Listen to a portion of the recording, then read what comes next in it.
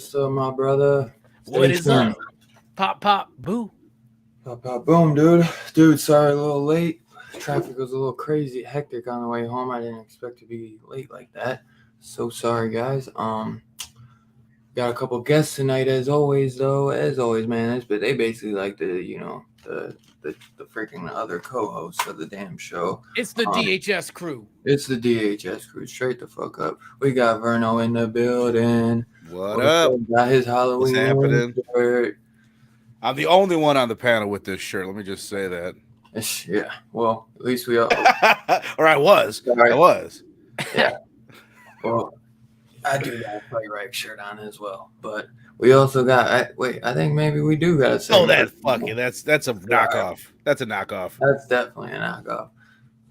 With this freaking knockoff arcade. Yeah, if you pay close attention, it says Halloween Sins. Yeah. Like, Sins what? Like the man? Hey, everybody! Glad to be here. The B team, the D team, the E team, and the F team talking about the Vitch. Is he Vitch? The Vitch in 4K. Good movie. Yeah, man, dude. I kind of want to get that sucker, but I don't know how much it's worth it on. Well, the whole movie is very black, so it really makes a difference. Yeah, I bet, because it's a very dark film, man. Yeah, I have just the regular Blu-ray, but I have always kind of wanted that because I do. That is one of my favorite A24.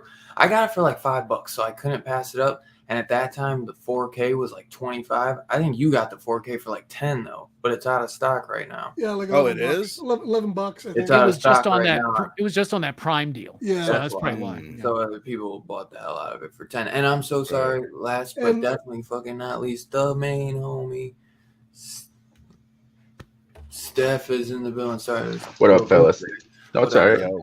Thanks for joining, man. As always, dude. Steph back there, like, are you guys gonna bring me in?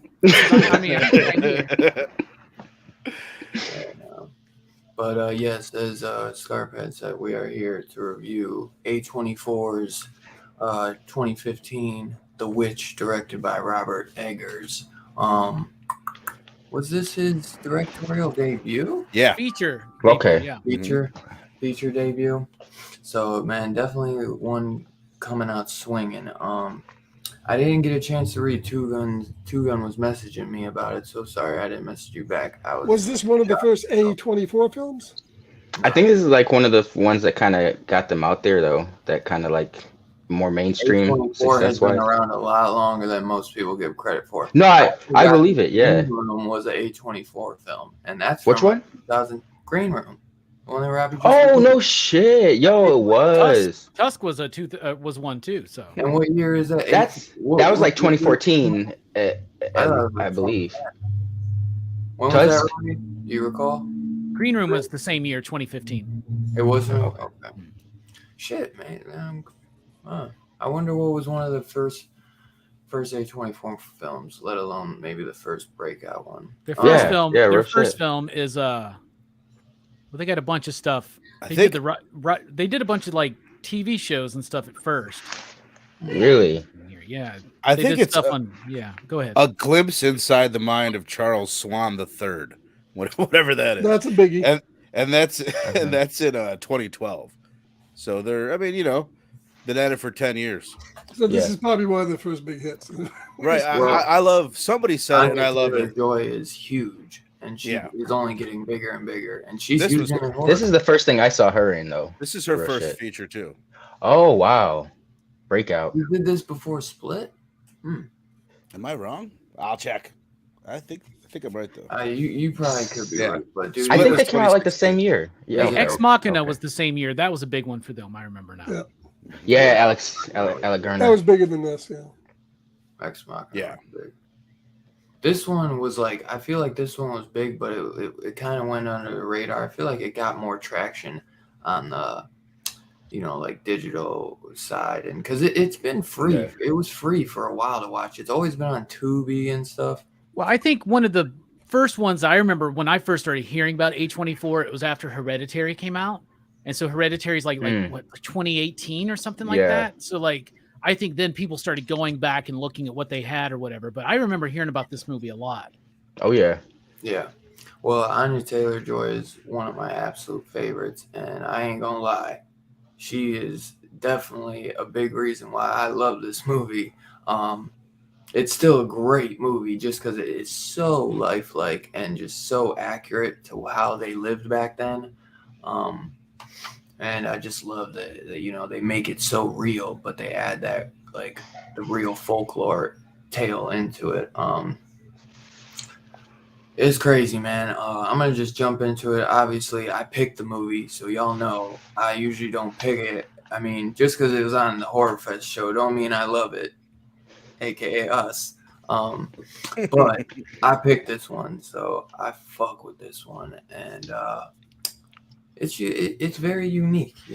Anya Taylor-Joy is great. This one sometimes you gotta watch with the subtitles because it's hard to tell. I turned to mine, yeah. But you got this family that kind of is it that they get like shunned? It's more the dad is like hard headed, and he's like, you know what? He's like, we're gonna go out on our own. They get No, excommunicated. he gets shagged. Yeah, He gets from they the church. And, ousted. It's basically Yeah. religious differences. Right, I don't know they- the specifics, yeah. but they Well, don't they're agree trying with to oust him, and his pride is over him. So he's like, yeah, we're gonna go. Yeah, they out on the wood definitely by ousted him. ourselves. They definitely Wasn't the best don't idea. come back. But yeah, man, they get this farm, and it's just all downhill from there. I tell you, but it's just a little bit at a time, and the kids are great in this. You get little bits of the witch. You don't really ever see the witch. You do see like the Red Riding Hood looking witch, but You see yeah, the barn. there's some crazy shit in this, like with the baby, and when they're playing peekaboo, and then boom, just gone, and then you see her run into the woods, and then you just cut, and it's a freaking old woman, butt ass naked, just going, you know what I'm saying? Just like literally just grinding the baby up in a bowl. You know what I'm saying? smearing Fucking that shit. crazy. Yeah. Morton pistol. Yeah, and she needed that baby blood so that she could start brooming on that, start flying on that broom. But yeah, as one does. cinematography is absolutely freaking fantastic in this. Music is great, just the accuracy, and Robert Eggers is one that I'm just always looking out for ever since this. I love The Lighthouse. That one's a little wackier, but I still love it. I love the techniques that he does with it, and just going back to that black and white is fucking awesome. And what was his? The Northman was definitely his first swing that wasn't horror, but I really did enjoy that one as well. He's just, dude, he has an eye, man, and I hope A24 just keeps shelling out the money for him because, you know, it's guys like this that are putting out like original content, you know, and just killing it, and a lot of it's getting overlooked, man. You know, a lot of it is getting overlooked. And A24 is starting to get bigger and bigger, so they're putting out a lot more. And you know, sometimes they fall through the cracks, man. But I fuck with this heavy, man. Any of this first time watches for any of y'all? Robbie and Scarphead. All right. I'm gonna start this one off with Steph. What did you think about this, my man?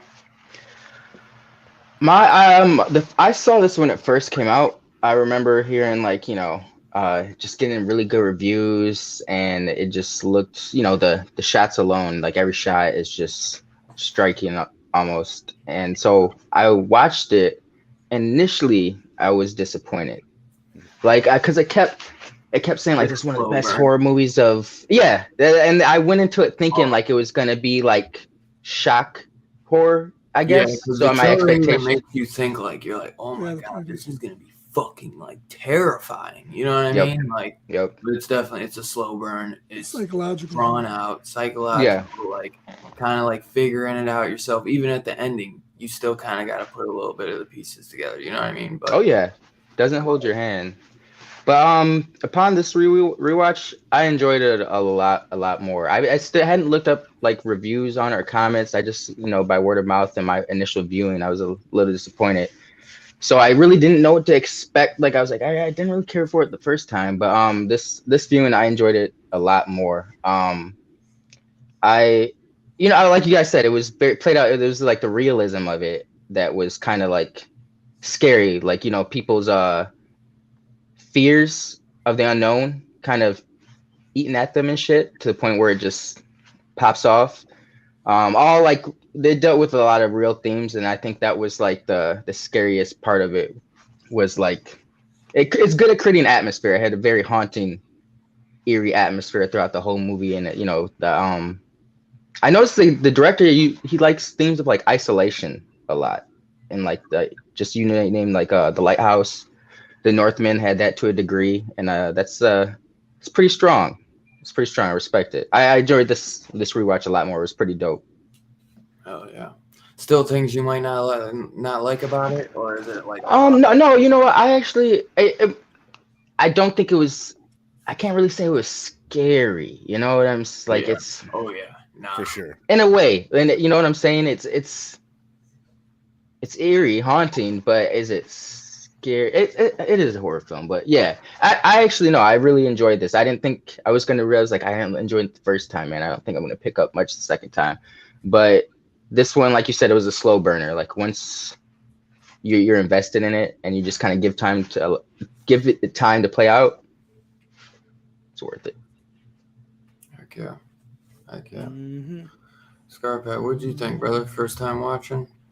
Yeah, I love this movie. I mean, it's the first time I saw this one, but of course I saw The Lighthouse first, and I was a fan of the director right from then because it's all about using isolation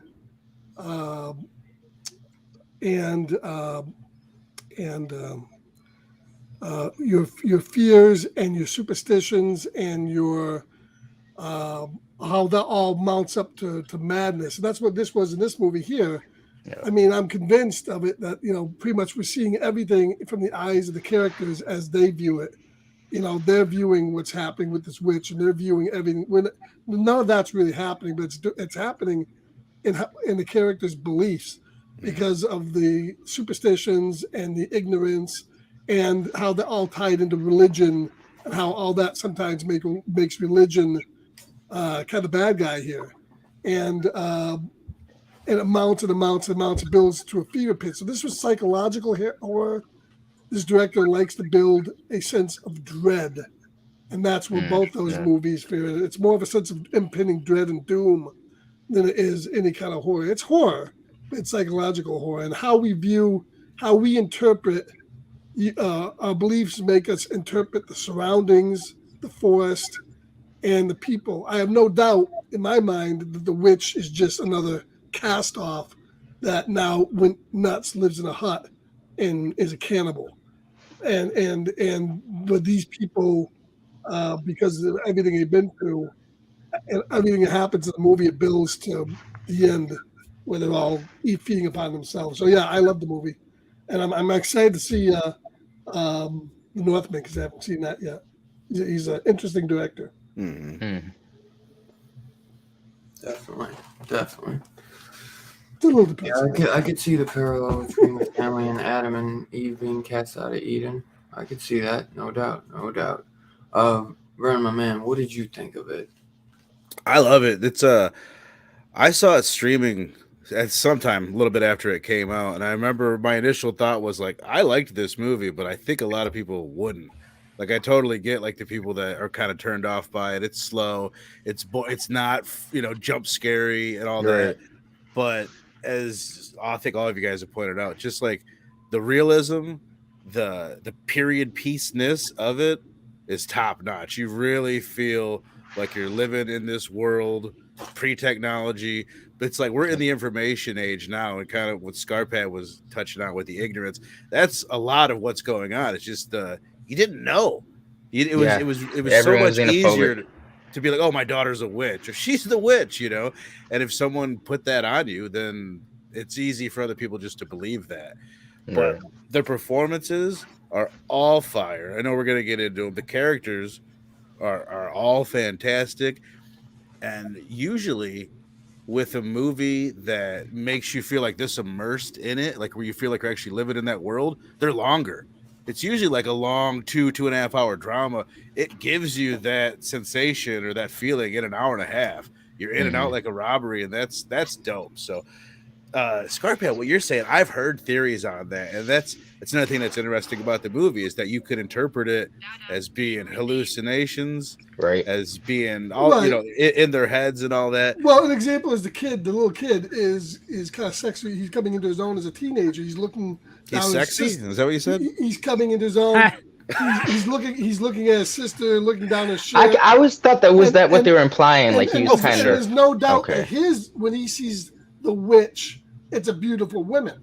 When other ones see it, it's an old hag. It's how each one is interpreting that character. Right. Another thing to lead into the idea that you could interpret it, that it's all just like a fever dream or something, is that mold, that fungus on like bad corn will cause people to hallucinate. That's what I was going to say. And another thing on that, I had just heard not long ago that in Salem at the time, there's a theory that did this take place in Salem? That's one thing I'm not sure. New England. I go around. They'd say Salem, no, but New England, yes. Okay, so at the time of the Salem witch trials, it was insanely hot for 2 years leading up to that, and supposedly that weather could cause the bread that they were making to make them hallucinate.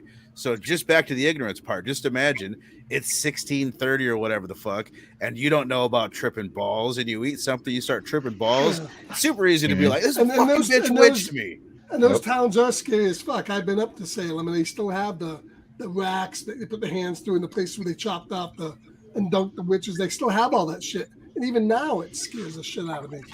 I could see them using them again. That's right. It's top notch. I'll just say that for being as slow burn as it is, I've watched it because I watched it again like a month ago. I watched it twice in the past couple weeks, and I would totally sit down and watch it again. Like I think it's that immersive of an experience. So like I love the film. It's one of the better period pieces and like slow burns like that. One of A24's best film. It's almost like that movie The Village wanted to be. This was that. Right. Yeah. For sure. Yeah. All right, Robbie, my man, first time watch. First time watch, man. You know, I had heard a lot about this movie. People used to tell me over the last. Robbie, my man, first time watch. True that. Yeah, what's going on here? No, so like I had heard about this movie over the last 7 years. Everybody keeps telling me, and to a moment, I almost got so tired of hearing about this A24 films or anything like that, right? So I hadn't watched it until just now, but I actually bought this Blu-ray like a year ago, right? Yeah. But I'm glad that you picked it. And before I really get into it, I just want to let everybody know these limited edition Horror Fest t-shirts are still available at tpublic.com/popculturephilosophers. Do not miss out. because when they're gone, they're gone. You can get the cool double-sided one like I have with the stack of the Blu-rays of the movies we're covering, including The Witch. This very copy. Anyway, Hammer Time Horseshoe's in the chat. Well done on that shirt. Horny Time Horseshoe. Horny Time Horseshoe. That's a shirt. It's also available. That's not a limited edition. You can get that whenever you want. I love this film. I thought it was brilliant. I thought it was superb. I wrote down here. It's grounded with brilliant performances. That's what really grounds it for me, is the performances feel so real, regardless of the situation, whether it's allegorical and a metaphor or whether it's like really legitimately happening. Those performances grounded in the reality. It's tightly paced for a slow movie. Like Vern was getting to, like that. I noticed that. I was like, this is paced like Midsommar, Hereditary, or The Shining with half the time. Right. You know what I'm saying? So it can be done, y'all. It can be done. Hour and a half, yep. Exactly. It is genuinely creepy to me. It is incredibly well written, and the cinematography is pretty solid for the most part. That's probably one of my biggest gripes is the cinematography. I do think it's a bit dull, but I get that that's what they're going for. I think it's intentional because they're trying to make this look like a bleak atmosphere, right? But an excellent use of the location. Like, they use the shit out of that location. So I've watched this twice now. The first time I watched it, it blew me away, and I watched it again with the commentary. Robert Eggers, if I ever met him in person, probably really get on my fucking nerves, to be honest with you. He's a bit pretentious and filled with him, full of himself, but at the same time very self-defacing. But anyway, I love the film. I thought it was great, and I think it's got a lot to unpack. I love that it does this incredibly grounded, slow pace where it just keeps building and building. And there's never a moment of release of tension here.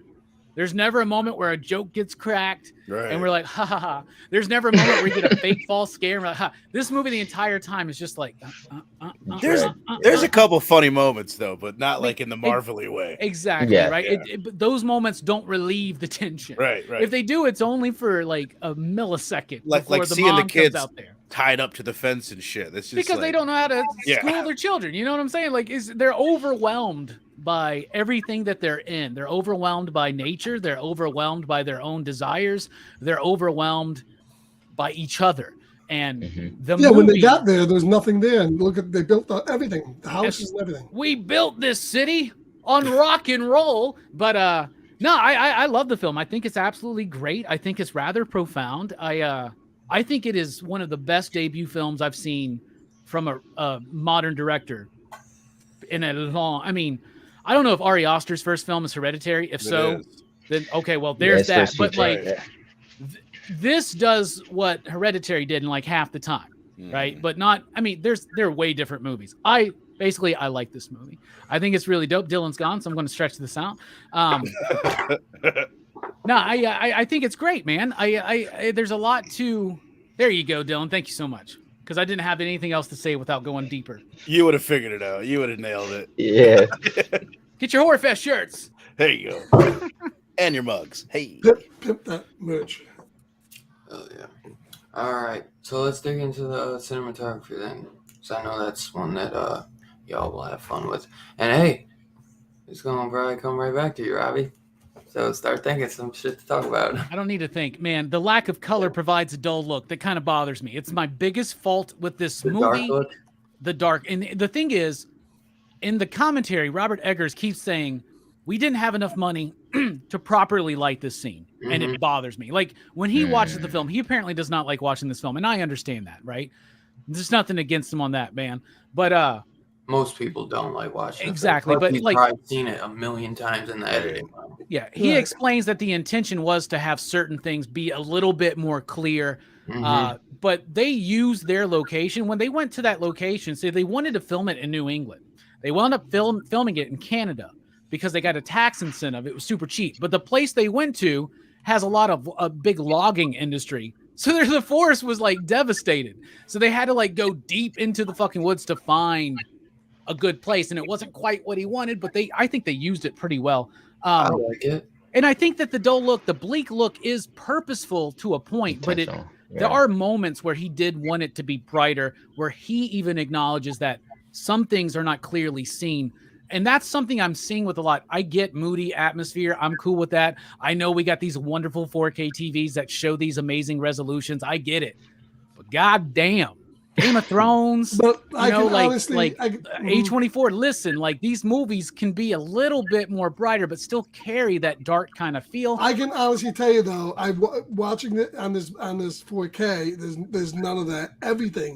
Everything is crystal clear because the murk gets pulled out in this. It just doesn't, because the high resolution. You can really see everything.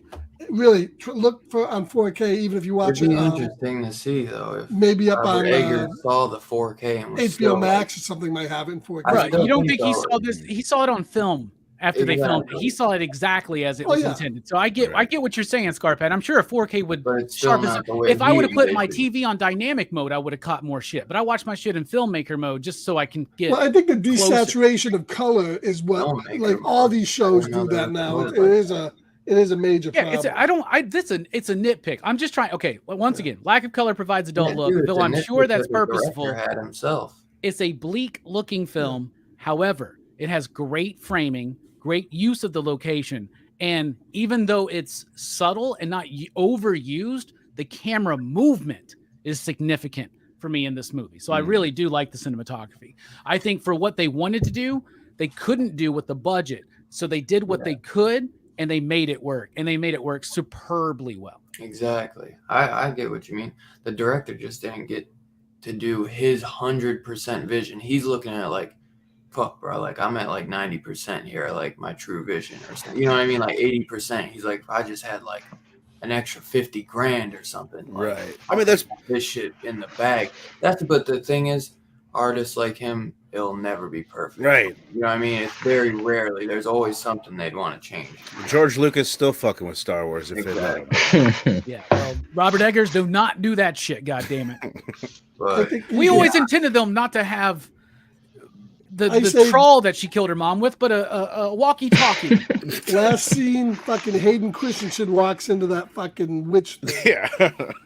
Last He's scene. in there mulching up babies and shit. He's wiping them out like he did in the fucking movie, wiping them all down. Younglings. You This movie has a lot of younglings. CG Kill too, them but all. most of the CG is to remove like the handlers for the goat Right. and shit That like goat that. was Like, great. That Yeah. fucking big goat. I would have ate that fucking goat the first time he fucking. who, Black Phillip? Yeah. you say you would Yeah. eat them? Did you Yeah, say I you was would've gonna eaten say They them? you- used to eat goat back then. What do you think? Well, absolutely. The goat. But if we he's eat possessed goat by now. the devil, Oh, sure. Even Well, more well, so. But even what if more he is so. the devil? The Spoilers. first time he headbutts me and gores me, that thing would be gone. The first time, bro, like Yeah, I that's don't gonna be think the he come last back time. to that. Yeah. No, it took two to get the father. So, but did you notice the fucking thing he does the best in the movie? His one triumph, as his daughter says, is fucking cutting wood. It's the only thing he's good at. And Yeah. where does he die? Right in the wood pile. Exactly, covered in his pride, right? One more thing to show how much Robert Eggers like is very much like not allowing himself to have a moment to enjoy the success of this movie. In the commentary, he a couple times goes, "Man, I really wish we would have CG'd out Anya Taylor-Joy's piercing Earring holes." holes. Yeah, I'm like, Oh, bro, yeah. come I on, man, didn't- nobody Yeah. noticed that shit did. I listened to the I commentary. did not listen too. see those in the 4K. So. It's a good commentary, but yeah, you could tell. I didn't even peep that. He doesn't like to talk about what the movie's about. He only likes to talk about the technical side of He's it. Which But is it's good. That's what I want from That's a like John Carpenter. director. John Carpenter will never tell you what the movie's about. Yeah. Figure it out for Because it's yourself. subjective. It's up to you, man. Exactly. I always love that. I like when they do that. You know. Yeah. By the way, I- Jordan Peele in a commentary will tell you exactly what Right. the movie's about in every scene. And sometimes I like that too. And so. then it'll Right. disappoint That's a the good fuck point. No, it'll It depends on the movie, but there's certain things, yeah, just leave it up to my imagination. But I think cinematography is great as well. Great shots. I think the bleakness is just exactly what you would see back then, you know. Right. But yeah, the darkness don't bug me as much, you know. But it does make me wonder what his true vision would have been. But yeah, man, I think everything with this is great. I think Robert Eggers is very stylistic on how he chooses to shoot his shots, you know. But Vern, What did you think, my brother?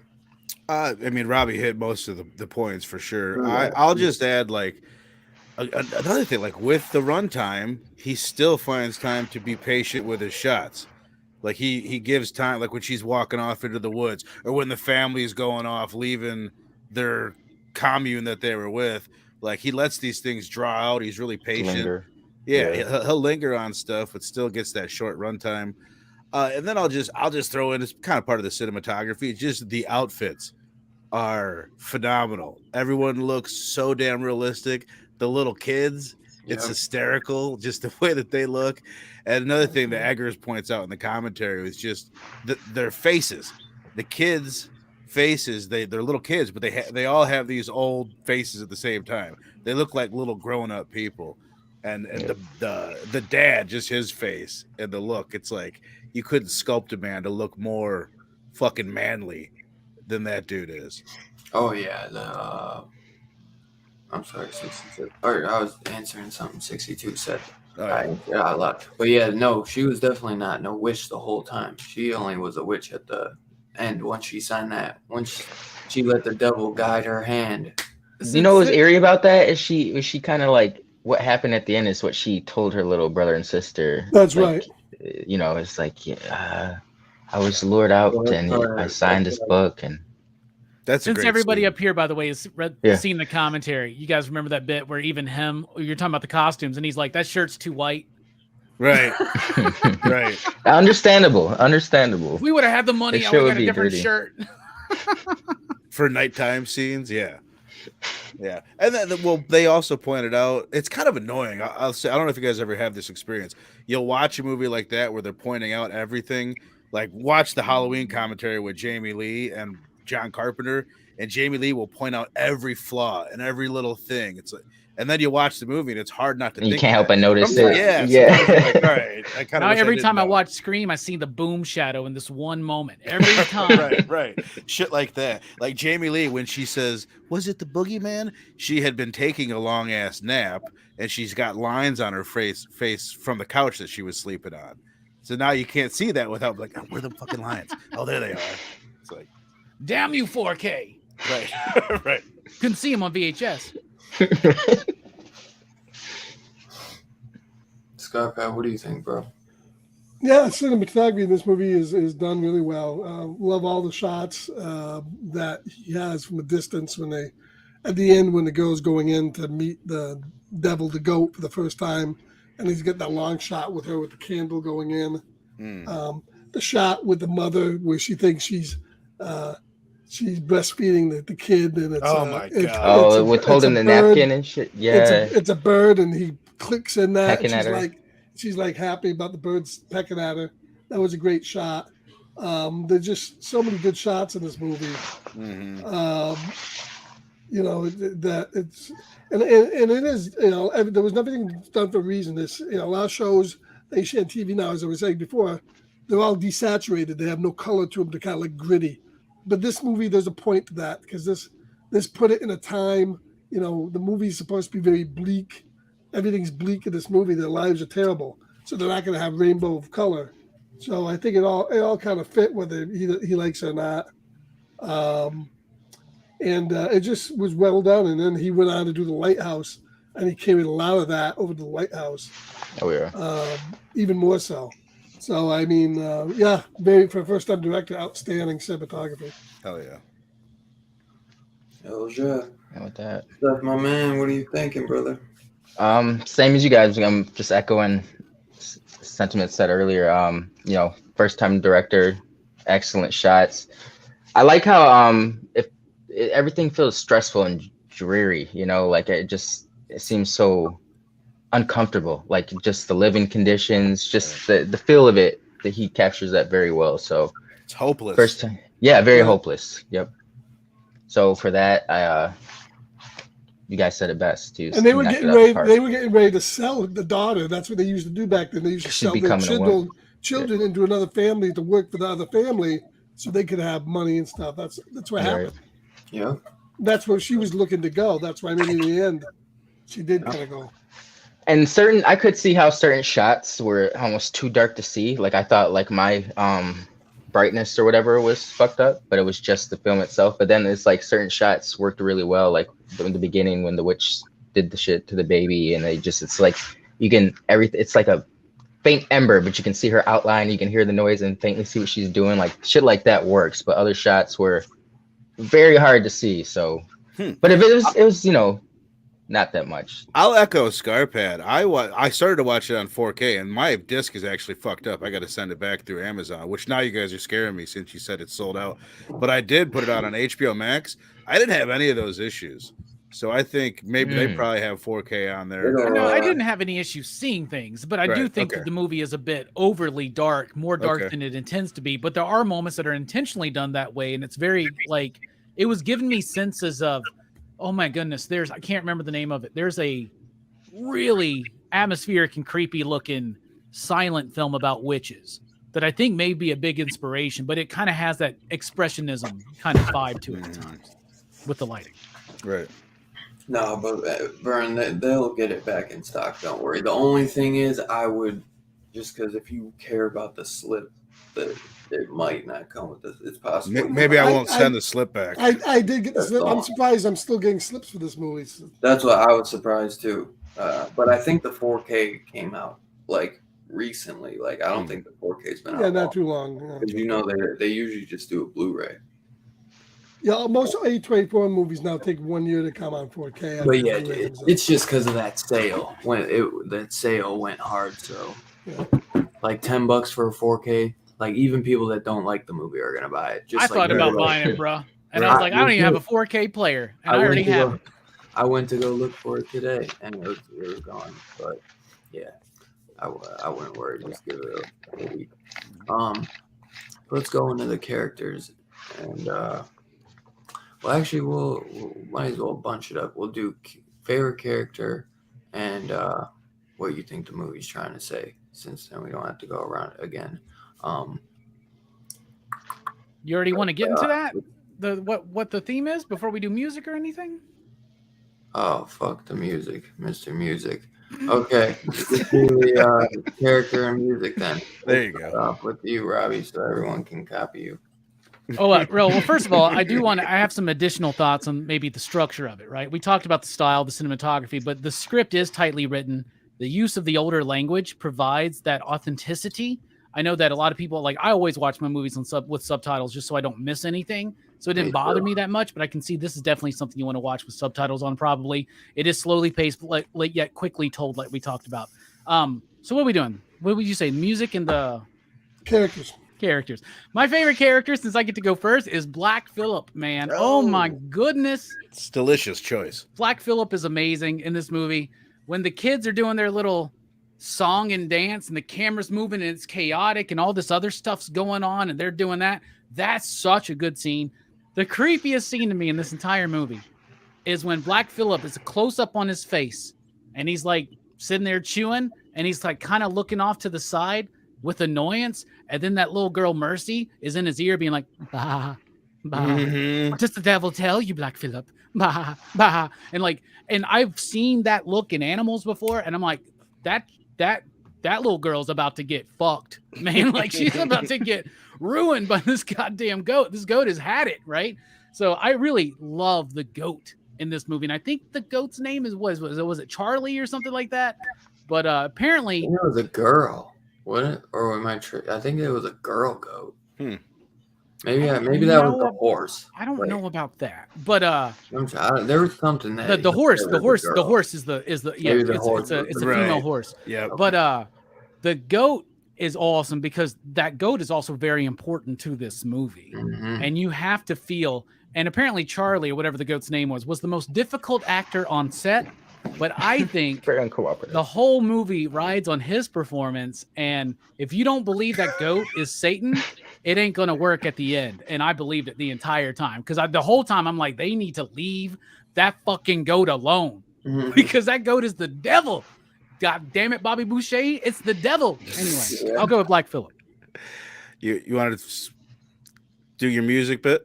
Oh, yeah, music's great. Music is haunting and downright chilling.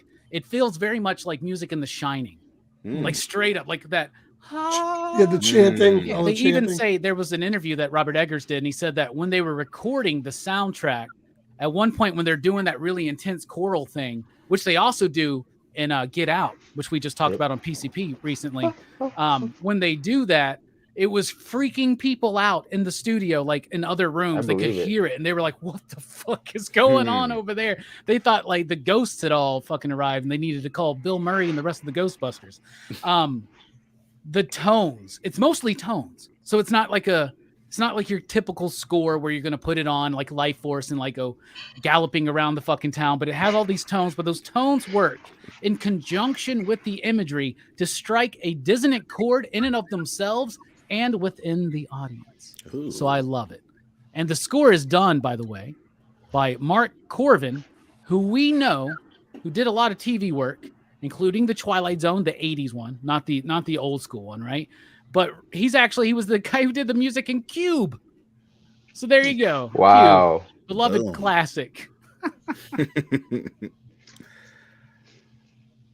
I'll just add on to the music, like it builds, right? Especially they add the vocals and stuff, and it gets to this point where it's almost like unbearable at times before it breaks. Like those are some of the most intense moments in the film, like when you're actually seeing the witch. The music was a huge part of this movie. It was phenomenal. As far as characters go, I could literally go with any one of them. I think they all absolutely crush it, but I'll go with Caleb. I think he's really Good solid choice. throughout the majority of the film. He plays a crucial role. He has to again, like, play, like, I think Edgar said it, or somewhere I heard it, where they were talking about basically in that era, in that place, by the time you were 7 or 8, you were considered a man. Like, you had all the duties of an adult, and you were spoke to like an adult damn near. And he plays that. He plays like an older role.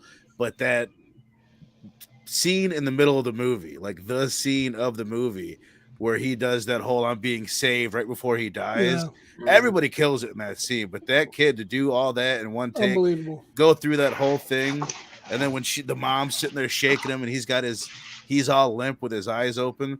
That was like, he's someone. He felt like the glue too, because he's trying to be like the mediator between everyone in the family. Like, make sure his sister's right, make sure his dad's right, his mom's good. You know, he's trying to balance everything out. Right. And you felt that he could very well be the man of the house next week. Like, right? That was a reality in that world. Yeah. And dude, you're right. That scene is haunting. That's like incredible. one of those haunting scenes, man, when he's having this like religious vision in the midst of the death. And at the same time, we're like, is that real? Yeah. And the father didn't want to go into the woods.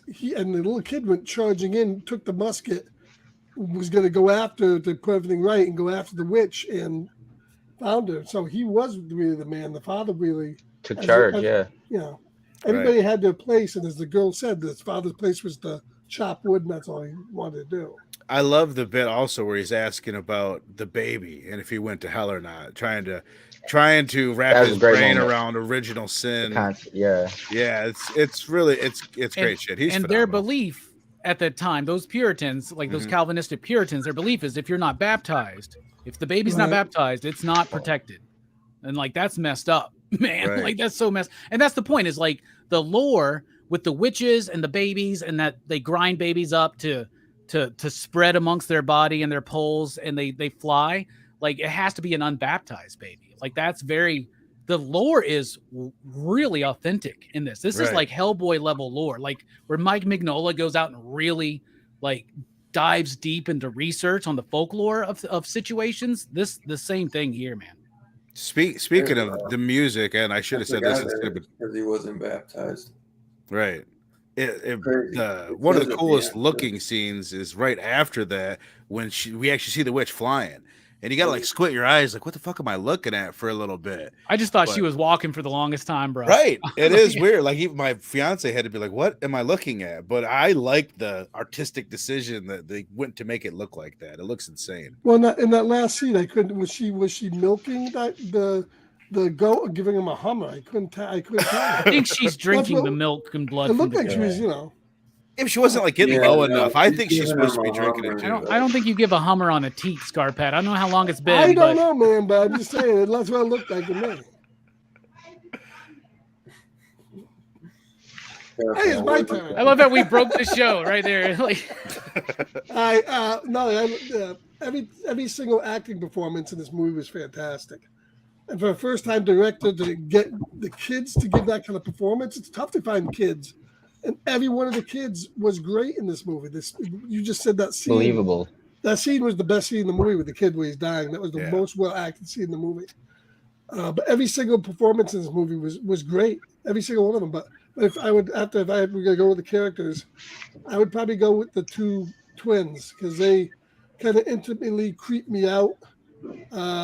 Also, I enjoyed them. The Shining shit almost. They scared the shit out of me, man. And they really drove the narrative of the story because they were just kids. They're just fucking around, and emulating what people are doing, and then fucking around some more. But by doing that, they're playing with people's lives in this puritanical system where if you say the wrong thing or point the wrong finger, that person's getting stoned or dead.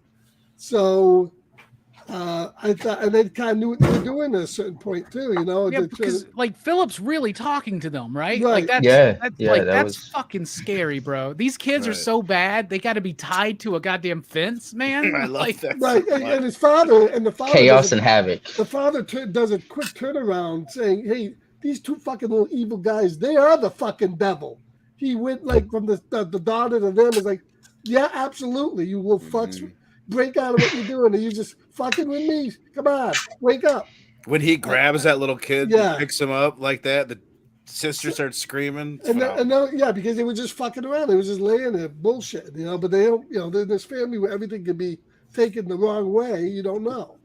And I'd say that the twins gave a great performance. And I think when they're dancing, running around with the goat, when they're doing the death rattle on the floor, those little twins, I think everybody's great, but they're my favorite character of the movie. Yes. Makes Good sense. choices. You do that with the score then. Nice pick there, Robbie. Steph, my brother, what are you thinking? I'm gonna go with the dad. Hell yeah. I think he played that role. I took the archetype of like the dad's always he's gotta be stern in front of the mom, but he'll let shit slide on the low. He played that very well, especially in that super religious era village they were in. Yeah. Because that one scene Verno talked about earlier. Oh, because when he stole the cup and she's getting Thomason's getting blamed, especially after she's already getting the scolding because the baby got kidnapped under her watch. Right. And he's just like, leave her alone. He doesn't want to say stop being so hard on the girl. But he's going up to it, But he's definitely he's in a shit position for sure. Yeah. Oh hell yeah. Yeah, he's been ousted from the village, so it's really all on his shoulders how the family goes for this next season. The scene with Verno. It's all because he's like, I will not go back, because he's stubborn, Prideful. But very prideful. But the scene you mentioned earlier. Oh my god. That voice, right, Steph? I'm sorry, we keep interrupting. Oh no, good drink. No, sorry. Sorry. That's there's just that one particular scene where this kid's asking if his Samuel went to heaven. He's like, honestly, I don't have the answers. Like, it felt very like a dad-son moment that you'd even see now. Like, he's just breaking it down for him. Like, I don't have the answers. I wish I could tell you that's what happened, but that's the facts. Or, it was very coming of age or bonding moment between the dad and the son. I thought that was cool. But yeah, the dad he plays very just stern for the most. Not super stern, but stoic. Very stoic. Yes, stoic. Very stoic. He also seems kind of like he's not like just some badass. Like he he's a little, he has flaws too. Right. Absolutely. He's a regular guy. He was driven mainly by his belief in the church and his everything was that. I mean, right. Everything that he did was because of that. The whole family was the same way. It drove their entire being. Self-righteousness. Dude, I was gonna say if he would be like the manliest dude that I've ever met in my life, right? Like the woodsiest guy that anyone could ever meet. But at that time, he might not have been that big of a badass. He was still failing the Right. family. He couldn't hunt. He couldn't farm. He could just chop wood.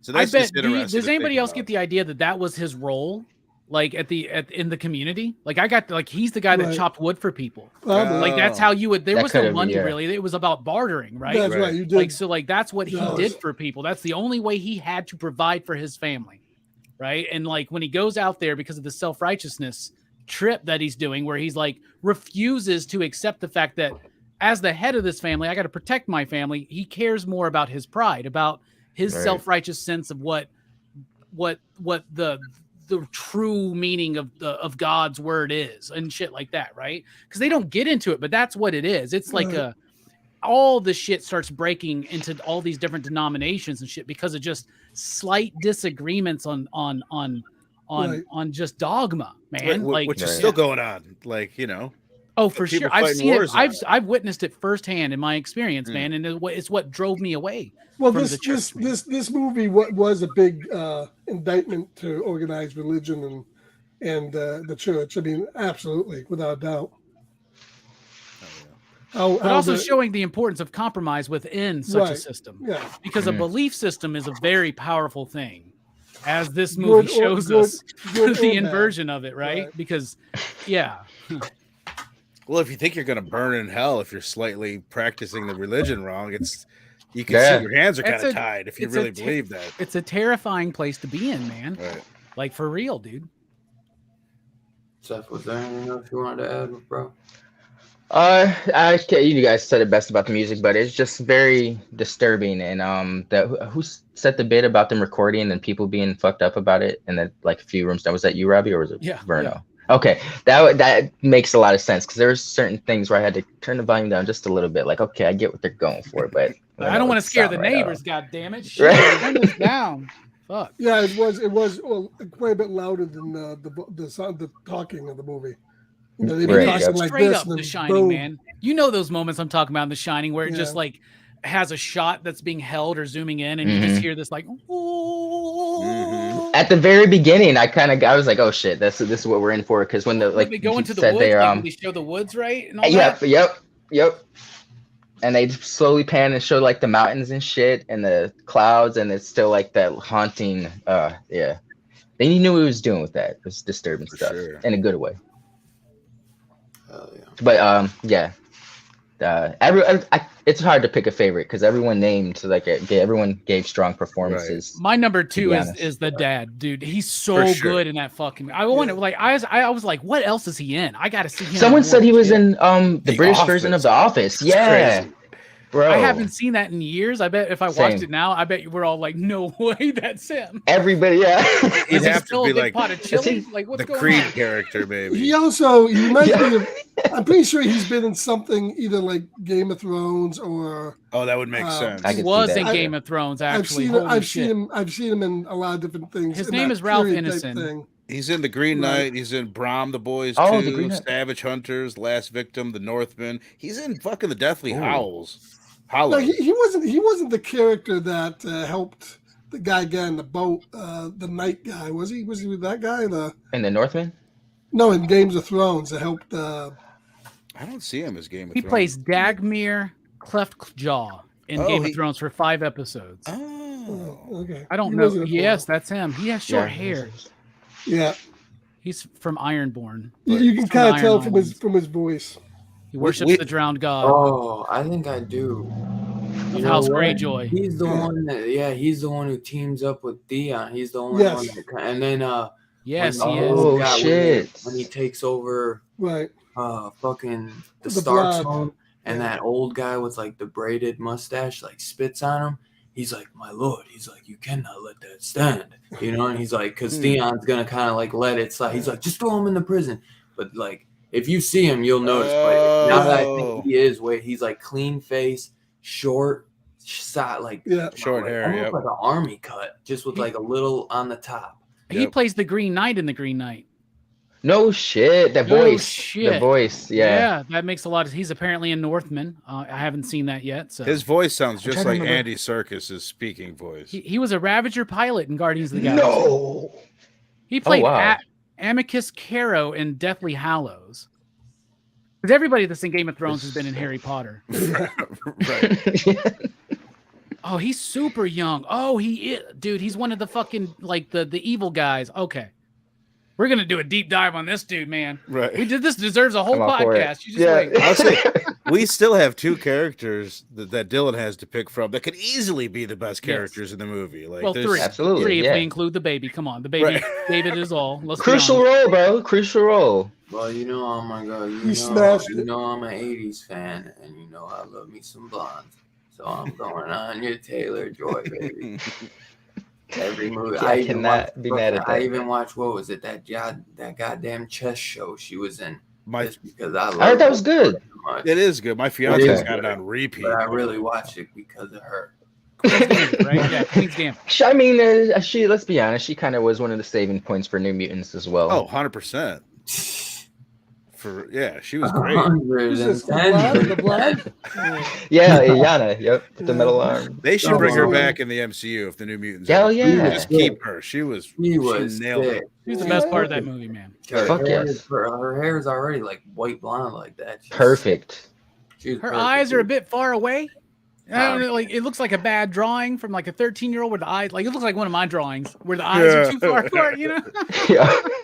I was going to point out she's 20 years old as the actress in this movie, so we are allowed to say that she's hot. I'm just throwing it out there. It's fucking borderline. That was a body double though at the end, I think. She's hot as fuck, and she has only gotten bigger, and she is becoming a star. She was in Last Night in Soho, so she worked with Edgar Wright. She did fucking That was solid. Split, and she did The Glass, so she did 2 M. Night Shyamalan movies. Like, she's never seen that Last Night in Soho. in the Is that horror worth community, watching? man. Like mainstream. It was just definitely worth checking she's out. big horror wise, but like Did you just ask if Glass is worth watching?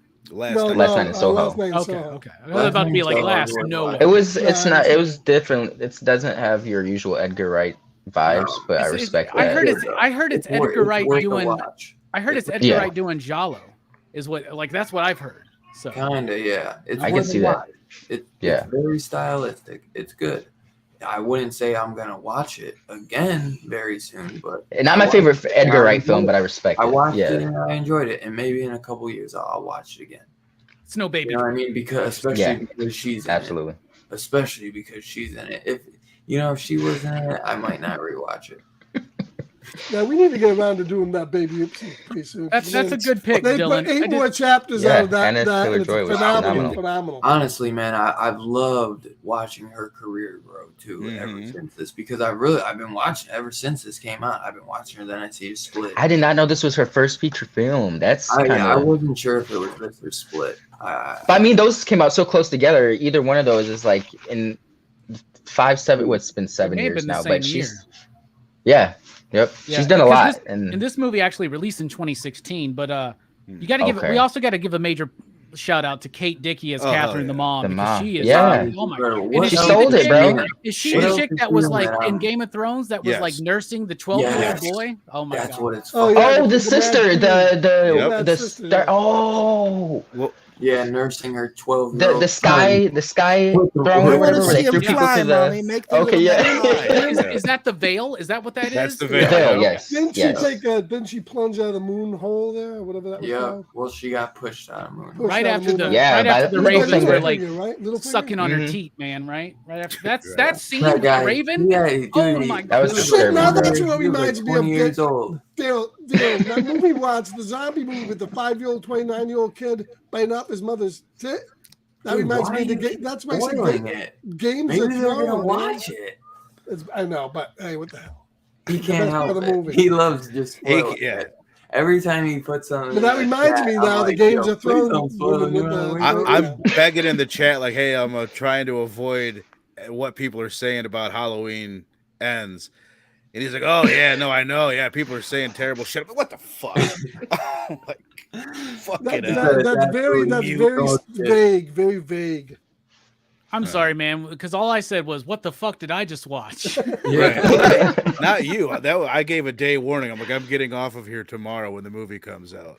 You wouldn't even let me know what you thought of Dark it's- Glasses, which kind of like I was like, "Oh no." I still have to watch that. I think exactly what Scarpad thinks. Yeah. Yeah. I Mediocre. started the It's Argento's best film in over 20 years. If one of you No. guys made it, I'd be like, "Hey, that's impressive." But Look if at the his career in the master last of horror 20 years. made it, it's like, it's But the whatever. guy- Actually, wait until Dark was a better movie. What's that? Fuck all you. Have you seen like Opera? Have you seen like Mothers of Tears? Yeah, I think I had this to is see his Mother best of movie Tears. since Opera. I'll be honest with you. I don't think it's as good as Opera. I don't think it's as good as Suspiria or Tenebrae, but we're Right. talking about The Witch. You can Right. find my full thoughts on Dark Glasses tomorrow night on Rockin' Robbie Live. I look forward to it, and you're going to be talking about Halloween Ends. Be I there, be will. square. I hope I'm good and drunk by the time that happens. All right. so So what confused are we at now? The theme. We can do the theme and rating if you want to pair them up. Yeah, we might as well. Anyone in the chat, you guys have watched The Witch? Throw your rating down below. And if you haven't seen it, definitely worth a watch. It is very, very good and very realistic. Very realistic folklore, and it's just very accurate of how it was back then. And they literally say, like at the end, they say how hard they worked to make sure that it was accurate as Right. can be. I like it. They took a lot of the lines right out of stuff that he had read, like letters and text from that period, which is interesting. Yeah, crazy. But that's how, like, I didn't even think of that, like with the baby and it not being, like baptized yet, and then like the white, like I forgot, because that was one thing I did notice. This, I was like, oh, she's rubbing the blood on the broom. That's what gave her the thing to fly. But then when she said about that's crazy, man, crazy. It's good, man. They do some good stuff. Okay, but rating, I guess, man, I don't think I ever start first, but I'll start. No. Robbie can start first because we're doing theme, so I gotta make sure I copy him. I'll go first. I'm gonna do, I'll do a 4 out of 5, and movies trying to say, perfect, dude. I read a comment earlier. It's definitely the parallels of the family and Adam and Eve, getting kicked out of Eden. You right? Put that one off the top of my head. They get exiled from this community where everything's provided for them. They're part of a community. They get exiled out into the wilderness where they're on their own, and all of a sudden life is hard. They got to toil to make the fruit grow from the ground. They got to toil to make the fruits of the loins grow. Right? It's a difficult path, man. You're right about that. We go from this element of being provided for to just cast about, right? You're right, Dylan, 100%. Well, everything at that village was available, like you said before. They would just barter for it, or all he had to do was chop some wood. Yeah, Right. Everything's cool. Everything was right there. That was the one thing. Good life. You're one. Now he was trying to hunt. Didn't even know how to load a gun. He shit Right. fired in his eye. That's Like the he was thing, because, incompetent. like, most people back then that lived in a village, they would have like one good skill or a trade. Right. Would excel at it, and then they would barter with other people that also had, like, there would be the farmer that was fucking incredible at growing corn, and there was the incredible hunter. He is not all those things. He was just a wood chopper. There were like 5 or 6 people that would gather together to talk about ancient tales and what they meant and like what we liked about them and shit like that. We'd be fucked in that world, man. I'm just telling you. We'd have to learn Shakespeare. Oh, I always said, I was like, man, if I grew up back in the day with no TVs, I would have fucking went nuts. So you guys want to go churn some butter for fun? Yeah. I'll I'd churn like, some babies. I'd have been like, we would have ended up just creating movies sooner. If that had been fun. Yeah. We'd have been so fucking bored out of our minds. Look at them practice devil's witchcraft. We'd be like gathered together while all of us would come together. And you remember the story that the dude told us last week? Well, we're going to unpack it. We're going to tell you what's wrong about it and what's right about it and why it affects us. What do you guys think of the music in that story? What do you? There ain't no TV, I'd be stoned to the bejesus. I'd be like, that corn makes you trip.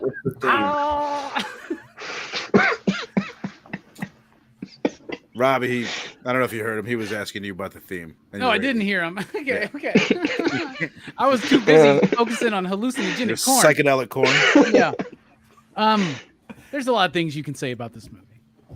But I think that predominantly, the movie is about the nightmare of religion. Okay? When you are a part of a belief structure, wholeheartedly, especially when you're a kid brought up into it, right? Now, I joined my church of my own volition, but I was young. We're still impressionable at a young age, right? Absolutely. And then I'm not saying that the skills and the lessons and everything that I learned in my time in the church, and I was going to be a preacher. Like that was one of the paths of my journey for a while, right?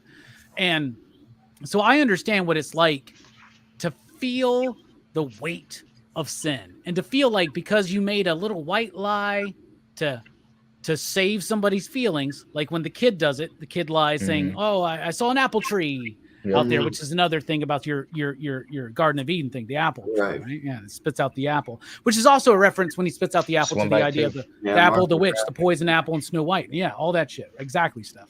So it's a real fucking thing, and so this breaks down into other things for me. Religious oppression, right? Using a religion or somebody's belief structure as a method and tool of control or oppression. That's there. The lie of self-righteousness in the face of truth. This dude's family is starving. This dude's family is dying. He has made the wrong goddamn decision to go out there, move his family out into the wilderness with no support. And that, we need support. You got to have the support of the community. We cannot do this on our own. When we feel like we're so self-righteous in our beliefs that we can do this without you because you disagree with me on the slightest fucking thing, right? And we're not even talking about disagreeing on She-Hulk. We're talking about disagreeing on things about spiritual significance. So imagine the world we live in now where, like, if somebody says they don't like She-Hulk, people gang up on them. Or if people say they do like She-Hulk, people gang up on them. What the fuck is going on? If you like Halloween Ends, that's fine. I'm happy for you. That movie sucks. Anyway, moving on. Not totally. So the lie of self-righteousness in the face of truth, which leads to hypocrisy. We know that this movie also has the idea that maybe it ties into the 7 deadly sins. And there's a way that that's explored, and people try to break it down to which character represents which sin, because some of them are very easy. Kate represents wrath to me. Is it William? Yeah, William represents pride, and then the kid Caleb represents lust. But it gets kind of fishy in there. And the kids, like the tiny kids, like they're slothful. She says they lay about, they don't do anything, right? So there's that kind of. Who's the gluttonous one? Nobody.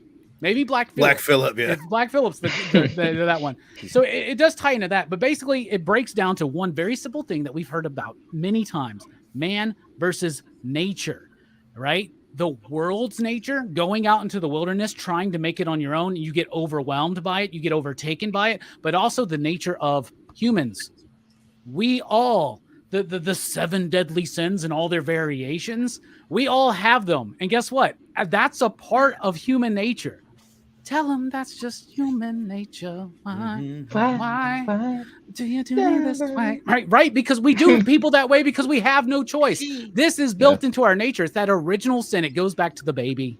It goes back to the baby at the very, very fucking beginning. But if I had to say one thing in particular, nightmare of religion, self-righteousness, the lie of self-righteousness in the face of truth, and man versus the nature of the world and the nature within. I just want to say one thing. I can't believe Robbie was going to be a preacher. Yeah. Fucking hell. He is a preacher. I can't believe he would even go there. He's going to change the name of his show or channel to Pop Culture Preacher. My first band I was ever in was called Supersonic Preachers. I was also in a Christian band called Limit for a while. But no, for real, man. And that's why the way I was taught to read a, say, Bible story or a Bible passage, dissect it, pull apart applications for life, that's still what I do. Applies to, yeah. That's nice. I never thought of it like that. Did you rate it? Oh, shit. 4.6. Okay. I would say in PCP world, it was an enthusiastic 4.5. But since I like to live deliciously, 4.69, dude. He likes the taste of butter. I do. I really do. Yeah. Butter's the shit. Fuck that margarine. Nutter butters are my favorite cookie, by the way. If anybody wants to send any my way, P.O. Box 1234. You call Nutter butter a cookie? Nutter butter is a cookie. That's a fucking classy cookie. It's a sandwich cookie. Brilliant. Peanut butter in the shape of a peanut. You went 4.69. 4.69. An enthusiastic 4.5. So right. 4.69. I went low on a 4. For whatever reason, I'm tempted to go with a 5 because I can't see personally. I don't have any issues with the movie, but I too, along with you and Gary North out there, Station, my brother, I'm gonna go 4.69. It's a brilliant film, but for whatever reason, it didn't make me cry, so I guess I won't give it a 5 for that. What it's saying, other than everything that Robbie just said, I'll just add to the religion part. It shows you like how important fucking society is. Like we're so dependent on other people taking care of so many of our needs that we don't know how to do any. I don't even know if I could chop the wood. You know what I mean? Like I don't know if many of us are wood choppers. Scarpat could probably do the whole thing. I was watching History of Horror a little bit earlier, and Rob Zombie said something when they were talking about post-apocalyptic horror. He goes, everybody likes to think that they got a plan for the zombie apocalypse or to go out camping or whatever, but we couldn't even handle a toilet paper shortage, bro. Right, exactly. And also to the point about like William is being stubborn, he's being prideful, but just on the flip side, look at the community that kicks him out just because of his slight disagreement. It's like you can't live the way you want to live, so you're out. You're gone. So just the harshness of what life was in the community and so how it's about cancel culture is what you're saying. Exactly. And also with I love Robert Edgers. Am I saying his name right? He makes the point in the commentary about how he wasn't setting out to make like a feminist film or put a feminist message in it, but when you're talking about that era, it's impossible. So like that, it's obviously pointing out the history of what females had to go through in Puritan society and probably all societies. And it does that in like the least preachy way possible. It doesn't talk about it. It just shows you like, this is just how the fuck it was. And it's a good example of how much it would have kind of sucked to be a woman back then. Yeah. Or even still now, to be honest with you. Well, they're not getting sold or anything, but yeah. That's, well, not in America for the most part. Right. They sell themselves. It's a flip on the power flip. Sex slavery still exists, though. Right. Even in the good old U.S. of A. So, Scarpat, what do you think, brother? I think all men suck. I say it. You know, I'm a man. I think I suck. Nothing wrong with it. There's a lot of sucky men. I don't blame women. Anyways, I didn't get that vibe. Well, I think it talks about. I don't think it was a pro female or pro male. It was pro, just the way life was for a family, just a whole family. Really, I didn't think it really either way, but. Well, I mean, there was feminist elements where it's like she wasn't allowed to make her own decisions. They weren't shipping Caleb off because just the idea of having a witch during Puritan times is in its way kind of. That was more what happened during those times. It was always the woman of the family that did, that paid the debts and all that, not the men, because the men were going to stay home and they did the things. They ran the world, so obviously they have to be there. Right. So that was just how it was back then. However, Scarpat, who runs this family? Do you think it's William or do you think it's Catherine? It's definitely Catherine.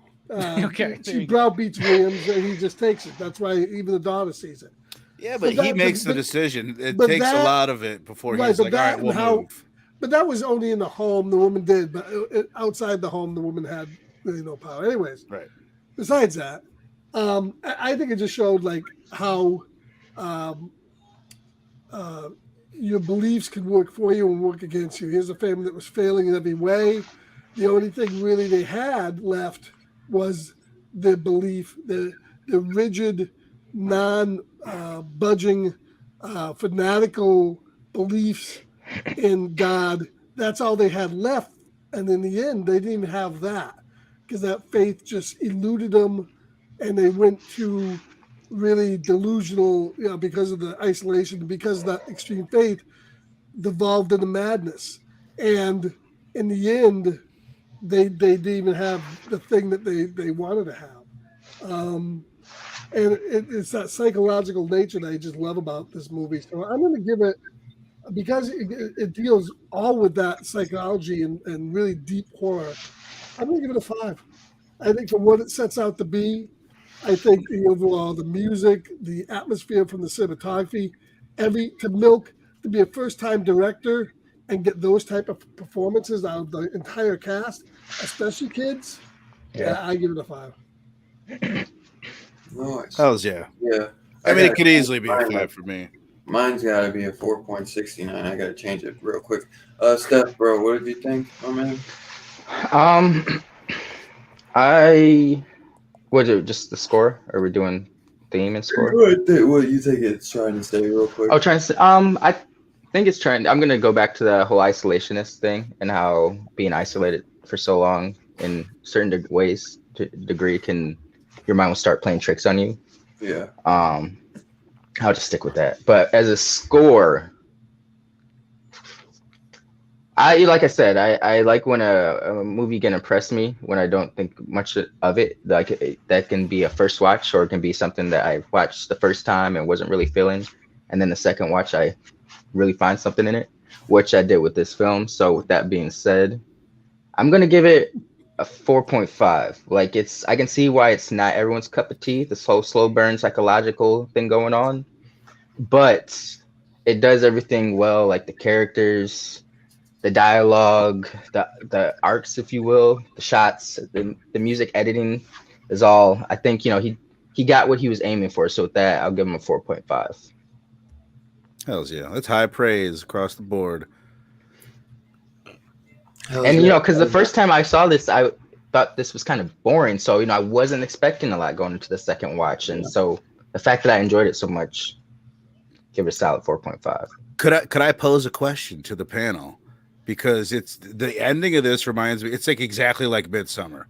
You've got this woman, now she's accepted. She wasn't having a good time with the culture that she was in or the society she was in. Now she's with these murderers and shit, and she's smiling at the end, where you're looking at her like, oh, she's saved and she's happy. No, it's she happy gave in. Community.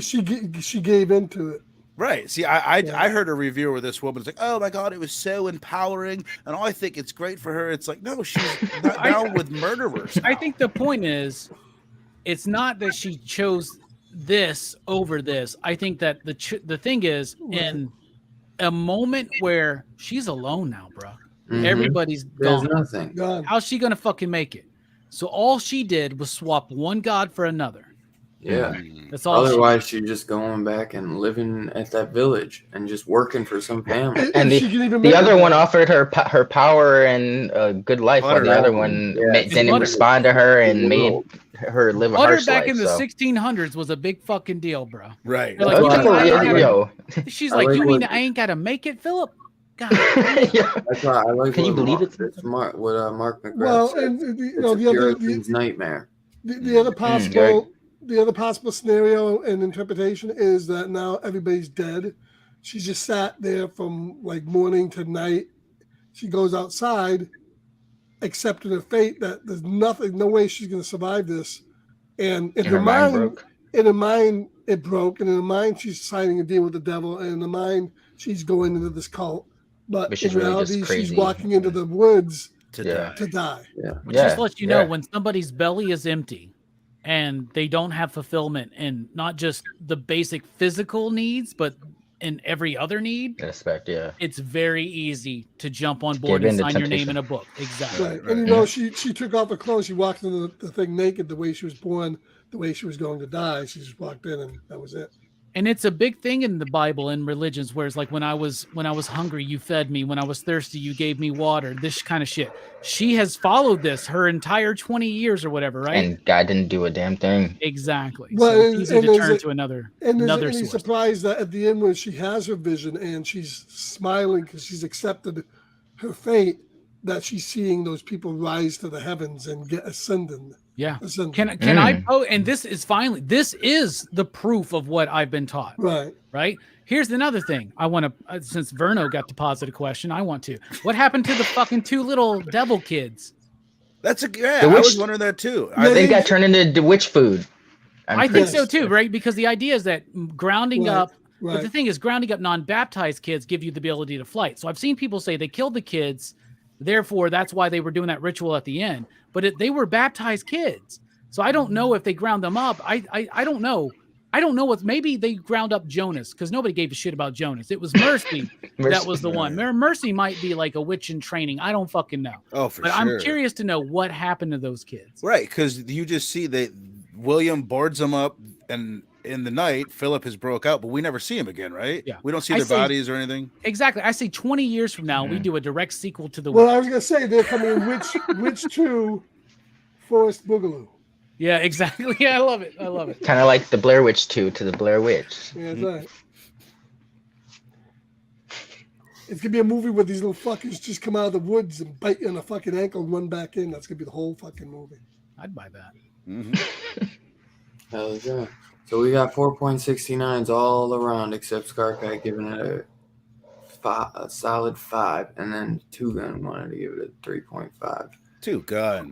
So, Pew to the man, pew. we got No, I get it. That ending, I can see why it didn't the hit. end. Yeah, for he sure. said all Yeah. positives, just the ending didn't do it for him. Which, hey man, some of the Been there. endings are tough for people, man. They're always a tough one for me. So that man, that's an average score of 4.69. Straight up. Station. Have we not promised that Horrorfest 2022 was going to be banging? Have we not promised this shit, y'all? Not a fun house in the bunch, man. Trust me. Every movie is depressing and void of any kind. And a good variety of bangers. Not I just agree. all Yeah. slashers or just like all vampire films. Like we try to work Cultivated hard to do a very good well. variety. Right. Nice mix of periods in which the movies came It's like out. a momentum, you know what I mean? Like we Yeah. started off with a couple bangers, you know what I mean? But then you get more into the Halloween spirit. Like you'll notice even like in the chat, like if you go from September, we were like even though we always watch it all year long, there's a part where like I go full in to nothing but horror for these 2 months. You know what I mean? Like all year long. Yeah, I watch it. But I also watch other things too. These 2 months, I'm like dedicated to nothing but 24/7. Like if I'm watching something, shit. It's horror. not like there's You know what not I a mean? lot of stuff out. That's why I was like, I can't watch fucking Andor. I'm on a Yeah, horror fest, so it's I haven't all watched it I've- either. it's all I haven't even scary finished movies and episode 1. She-Hulk because She-Hulk's She-Hulk scary. got lucky because I was already watching it. I was already caught up, and the episodes are 20 minutes. So I was like, Right. bang out so quick. Knock 'em out. But Andor, hour-long episodes. You I'm can gonna wait hold till up. You can it's hold out off on and Andor. done. Truly, I'm honestly worried about what I'm doing to this newborn baby. it's good. You can She's hold hearing off. all this haunting music and women screaming and shit. I'm like, oh, Hey, be fine. You man, created I- another Rockin' Robbie. Yeah. I I grew mean, up, you got a melodic Madison. That's what you got, man. I was gonna say I grew up my whole life with all this, and look at me. Right. Exactly. Look at us, man. Maybe you need fuck. to rethink this whole thing, Verno. I gotta throw everything. What's the away. worst that could happen? Right. She's gonna spend all of her money on toys and movies and comics. Thank you, Fable. She's gonna drink There a could be lot, worse things. gonna smoke a lot of weed, but she's gonna watch some good movies. Hell yeah. Dugan was I'm just definitely an Good inspiration intellect. for a couple of my great mixes of horror movies. So thank you again for that, Dugan. Hell yeah, Pedro put me on some good Great ones. shit, Pew, man. pew. Thank Alice, You sweet just, Alice. we're is already what- working on our March Madness. Y'all just wait. Y'all didn't even know yet. March Madness is gonna be the best one ever, right, Oh, Dylan? yeah. Oh my goodness, man. Oh yeah. I was just gonna say Alice, sweet Alice, like will not leave my mind. I liked it when I saw it, but I keep thinking about that movie for whatever reason. So yeah, Two Gun, he's on that shit. So hell yeah, because for me it's American Mary. I cannot stop thinking about that. Yeah, goddamn American movie. Mary, that was- Oh my god. It's funny how the intro that you made to me. Now that I'm watching more of these movies, it gets better each week. And when I see it, I'm like, yeah, Yep. fuck yeah. Fuck yeah. You're like, I remember that. I remember bit. that movie. Yeah. I understood that reference. So that wraps up the review for The Witch. Next week, we got a special one. We got a Stephen King double feature. Oh, good God. It Chapter 1 and Chapter 2, directed by Andy Muschietti. It'll take you a cannot day to wait. watch both. Not that one. I But, know. yeah, I know. But I cannot wait. That's going to be a fun breakdown. And Yeah. what do we got coming this Monday on PCP?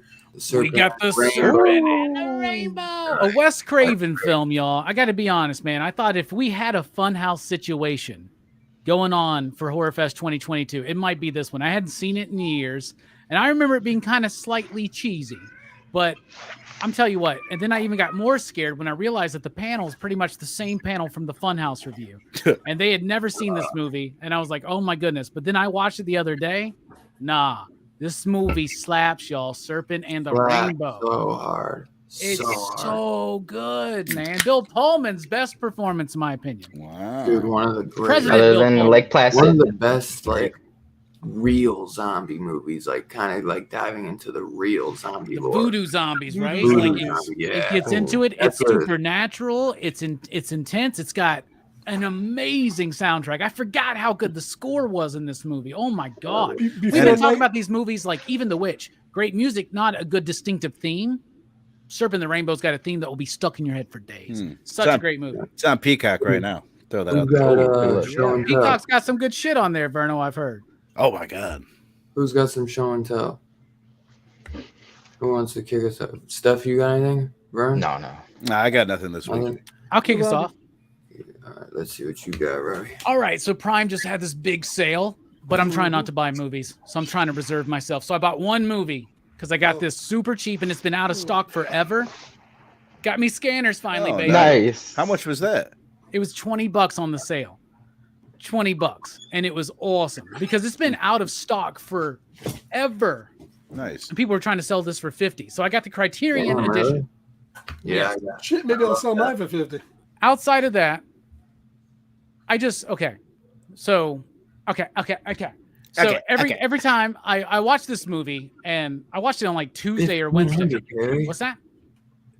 1,500 Perry spent on Prime Day. Jesus Jeez. Christ, Bought a bro. couple You TVs. need to come in next I week don't- just for yeah, I show don't- and tell. Maybe don't I think need that to was start a all gaming movies. channel. Anyway, so when I watched this movie, I was like, I can't wait till Saturday night. I got to see what people think about this movie. I got to have a conversation, if you will. The way I guess the reason why people watch us talking about these movies, I was watching, and I kept hearing people, and including people when they would talk to Robert Eggers, they would be like, "It's not really a horror film. It's more like the breakdown of a family in puritanical society." And I'm like, sounds like a fucking horror film to me. I am so goddamn tired of people acting like horror films aren't horror films. We understand subgenre and we understand mixed genre. And when I get so tired when people go, Beetlejuice isn't a horror film, it's a comedy. Maybe it's fucking both, dipshit. When people go, what Horror about comedy. this? What about elevated horror? Oh, that shit pisses me off so much because what are you trying to say? That Suspiria doesn't exist? There's never been a witch movie that's elevated. Fuck all of y'all. So I think all these people that love their modern day elevated horror, which is just their way of saying they like Get Out and all the A24 films. I got some reading material for them. First of all, there's this book, Real Terror, where it's horror, 100 years of classic horror films, many of which are elevated. I think that's amazing.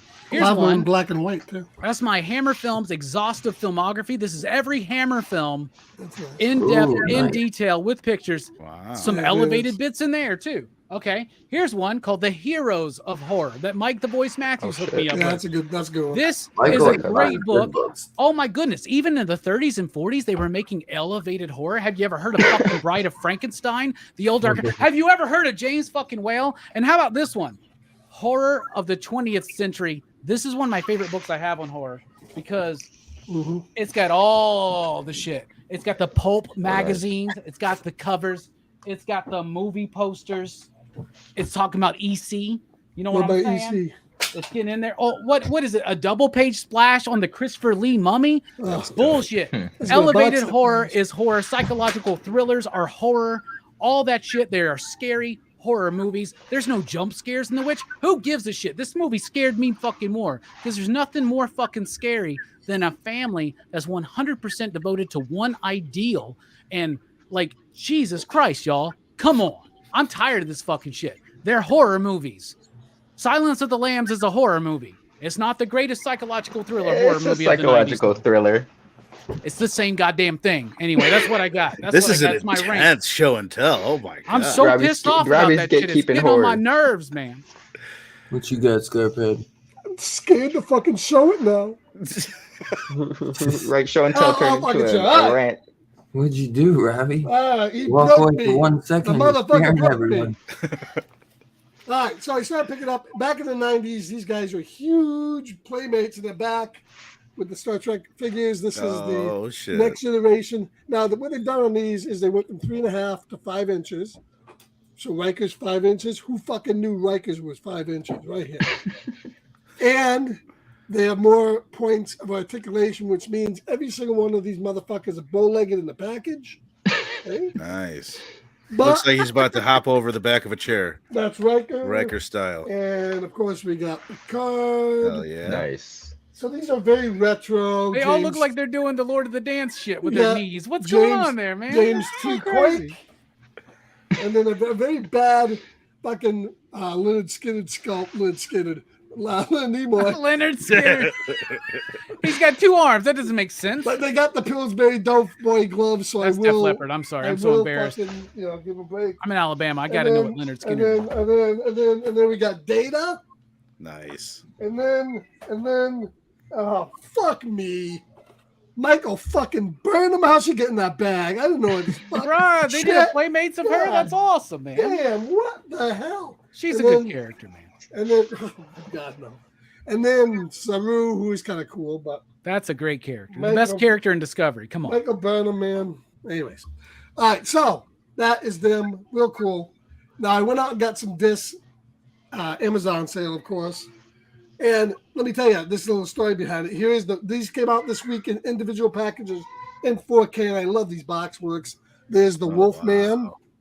Nice. And let me tell you a story on these. They also came out a year ago. That's how they're doing it now. They put out a box set, then they come out individually a year later, and they just put out a new one with the 4 other movies. But these came out a year ago, and they had these on Amazon for I got for $35 in a box set of all 4 of these films. Nice. But and it was $35. But the box came from Amazon, crushed. Thank you very much. And also, Universal uses paper sleeve books, which I absolutely hate for the discs. Because every time you take the disc out, it scratches the thing. So even though I was saving money on the box set, I sent it back. I kept the originals. You can get these for under $20 because I love these individual boxes. That's the Wolfman. Yeah, that's a sick slip. That is Dracula. Yeah, those are dope. I wish they would have used the Alex Ross ones. Remember those Alex Ross Frankenstein. covers? That's Those are I think great I've too. seen those. I think I like the And Wolfman the most. the Invisible Man. Dude, those are the Oh, that's images fire. they used That's- in those DVD sets back in the day. You remember Right. that? Yeah, that's awesome. somewhat. But now, so the box set, I'm not much a fan of. The individual ones I think are cool. I also picked up because of Robbie. I never seen this. The Wicker Man. I hope it's good. I saw Oh, nice. I saw the bad Nicolas Cage one. That's I one of was the gonna say, is greatest. that the superior Nicolas Cage one? That's one of the great elevated folk horror films of our generation. There was no slip. This was like $10 because of I haven't seen it. The Northman 4K. picked Oh, that up. nice. Also on $2. Peacock. Yeah. Mm. And this is and Robbie said they have that Criterion. Yeah, all the Criterion's on sale. I haven't seen this movie, but I hear good things about Island of Lost Souls. That's the Criterion version. Yeah, I saw that, man. I thought about it. I was going to get the Brood, and then it was like delivery in mid-November, and I'm like, no, okay, never I mind. couldn't wait for the 4Ks, but I'll be buying these again. I'm sure. This is they had the Nightmare on Elm Street 7-disc Blu-ray Nice. for $20. Oh fuck, dude. It's like the only complete Blu-ray set they got, so it's worth it. I'm kind of mixed on this movie, but I think I paid $12 for it. 4K Dracula, Oh, nice. Nice. 25th anniversary edition. Beautiful film. Sweet. Yeah.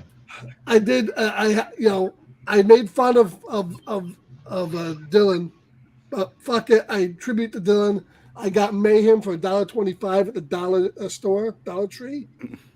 I went through, and this is the only fucking Blu-ray they had. Well, at least you're not buying chargers and headphones from the Dollar Tree. Right, but I'm not buying no USB fucking ports. Let me set those straight. So for $1.25, you can get a good movie.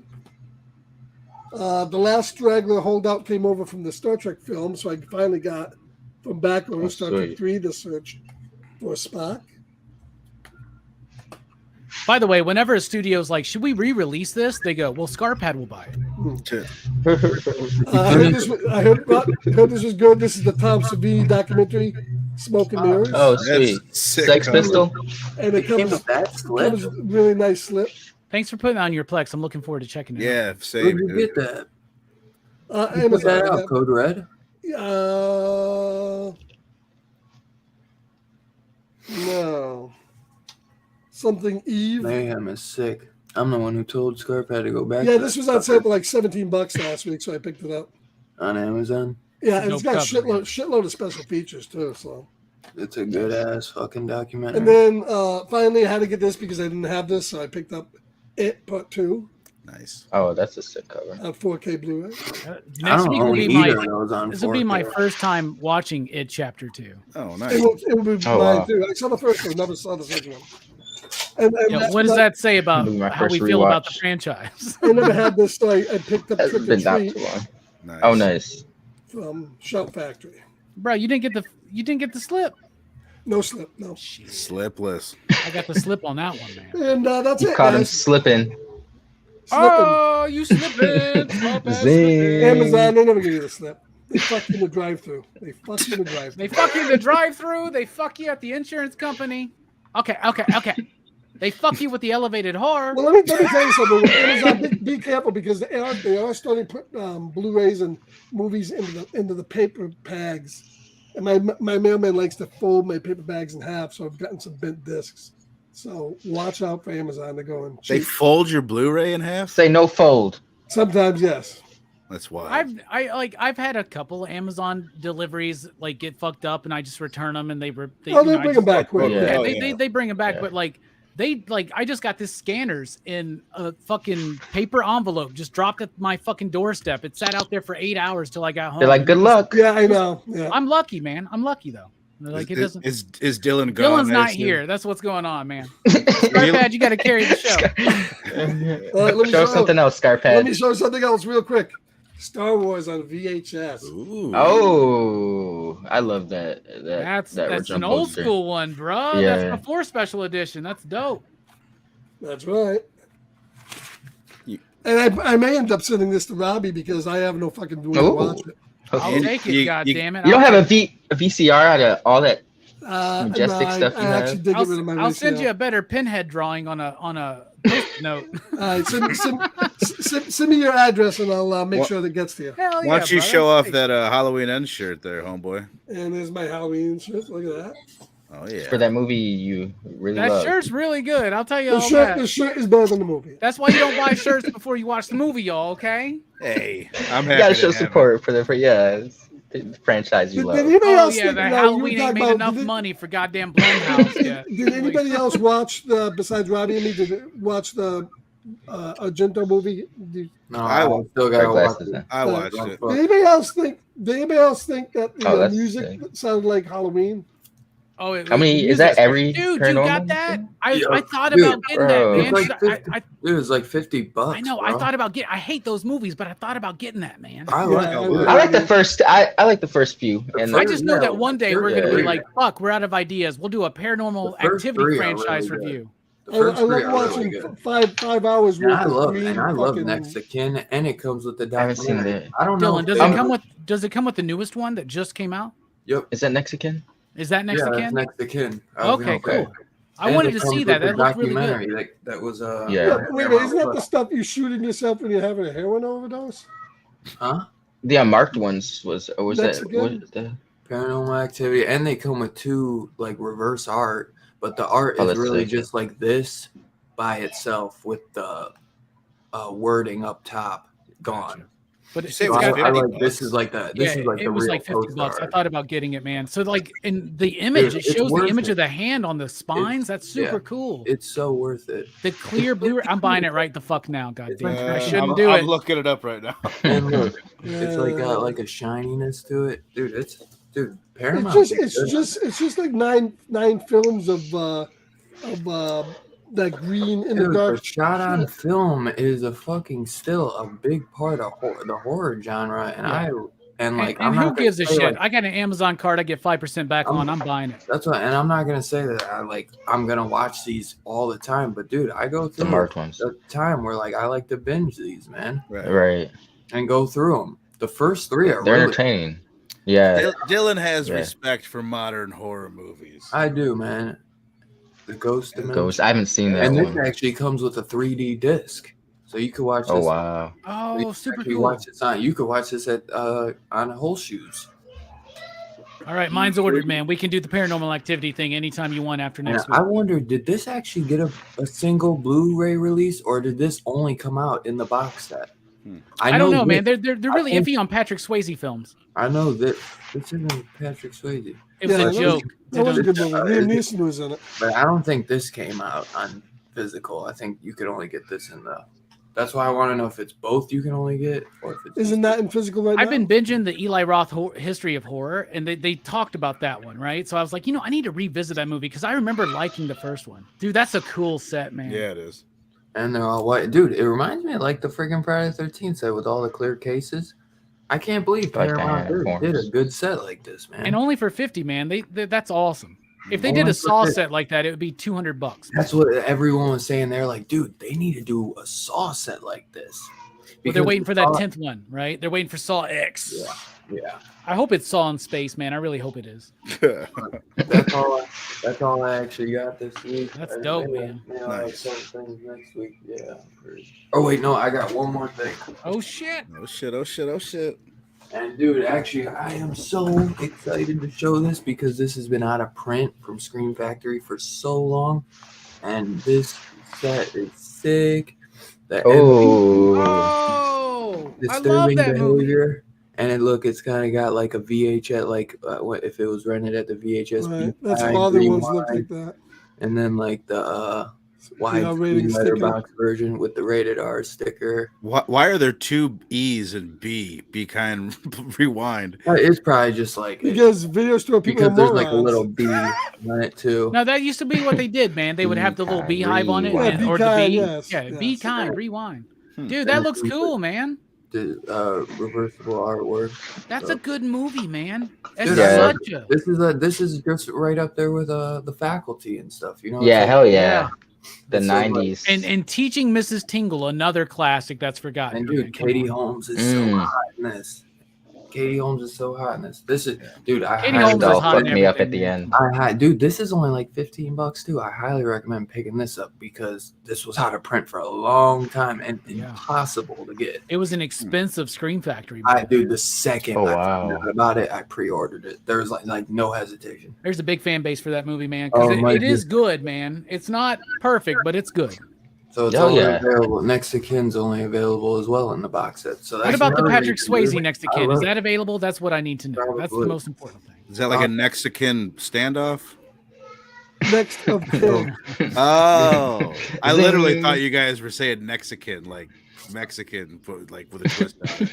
I was like, that's a strange choice. You guys want to bullshit for a second? Well, I gotta go eat this bowl of soup really quick. And then we'll come back and wrap it up. Yeah, that sounds fun. No, I'll wrap it up now or I'll wrap it up after. It's up to you. Because we have a couple people still watching. I don't know if you guys want to bullshit for a couple more minutes. Let's And bullshit. I want to bullshit Alright. real quick. Let's talk And- Halloween ends. Let's talk in a and after- non-spoilery way I'll about be right back because Yeah. I want All right. you guys all go and then I'm going to go. But you guys recap on what you guys. Yeah. I'll be back in 5. real quick. I want to start off and just say tomorrow night on Rock and Robbie Live, I'm doing a special edition where I'm going to be set up in my living room watching the Cowboys-Eagles game. Okay. I'm going to be drinking heavily, and I plan on doing still like the normal Rock and Robbie shit, right? But like at the same time, I'm going to be watching the Cowboys-Eagles game.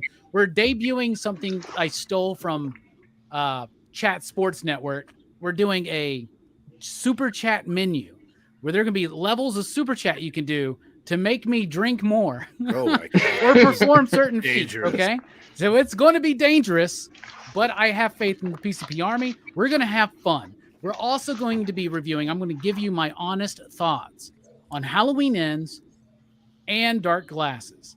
and I'll just let you know real quick before these knuckleheads start. Dark Glasses is the best Argento film in 20 years. How many movies has he put out? 2? In 20 years. We're not okay. It's his best film in like 28 years or something. I mean, I think it's his best film since Opera. The guy, I legitimately like the film. I just want to let Scarpad know that Ozia is the lady who was teaching the blind lady how to deal with her blindness. Oh, okay. That's Okay. the guy. I thought, okay. Yeah, That's- but I actually like the film. Don't expect too much, but Yeah, I yeah. thought it still had a dreamlike quality, and I thought it put me. And here's the thing: y'all have watched some Argento films with me, and I'm sure you watched them on your own. Argento is not really focused on character. This one was kind of focused on character, which I liked. So for an 82-year-old coming in after 10 years of not making a movie, I was severely impressed, but I didn't think it was a super great movie. Right. Halloween Ends blows. That movie sucks, man. I don't think it's as bad as that. I No. mean, don't get me wrong. I think it's a bad decision, and I Yes. fucking cannot believe that they did it. But if no you spoilers, remember. if you Yeah, take yeah. away the decisions that they, or not, if you look at the decisions that they made and just accept it, I don't think, just like Scarpet was saying, it's not that bad of a movie. It's a good movie, but a Just bad Halloween accept movie. the shit that we're shoveling down your Well, fucking throat. it was- pig. It was a movie written by committee. There was 4 writers and Jamie Lee Curtis, and there's too many ideas in there. You know, they Right. if they had, I won't spoil it, but if they took the main character, if they take the young new main character in this movie, take him out, and make his situation transfer to Jamie Lee Curtis, where she's getting all the crap leveled upon her, and we don't know at some point whether, is Michael back or is maybe she snapped and she's doing it. That would have made more sense. That's interesting. But in this movie, we get Michael doing things he's never done before. It's almost like, as I told Dylan, they wanted to grind the series initially. So they grounded it in the first one where he was just a man getting out of prison, even though a whack, fucked up man, a man. The second one, they certainly made a little bit more supernatural as it was. This guy had a fucking house blown up on him. She shot him and knifed him in the last fucking movie and all this bullshit. And the house burned down all around me, got burnt. And then, but then in this movie, we got portions of it where they want to make him look kind of like the supernatural, but then we get an ending where he's very much a man. I'll tell you this. So to me, there's so many irons in that fire that too many cooks in the kitchen. But I first of all just want to make a couple bold hot takes here. I think Halloween Resurrection is a better film.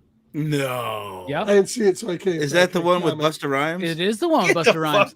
And I feel like this And Tyra Banks. This is the Jason Goes to Hell of the Halloween franchise. Wow. Well, I was halfway part expecting a 5, worm too. to fucking Jason Go show to up. Hell.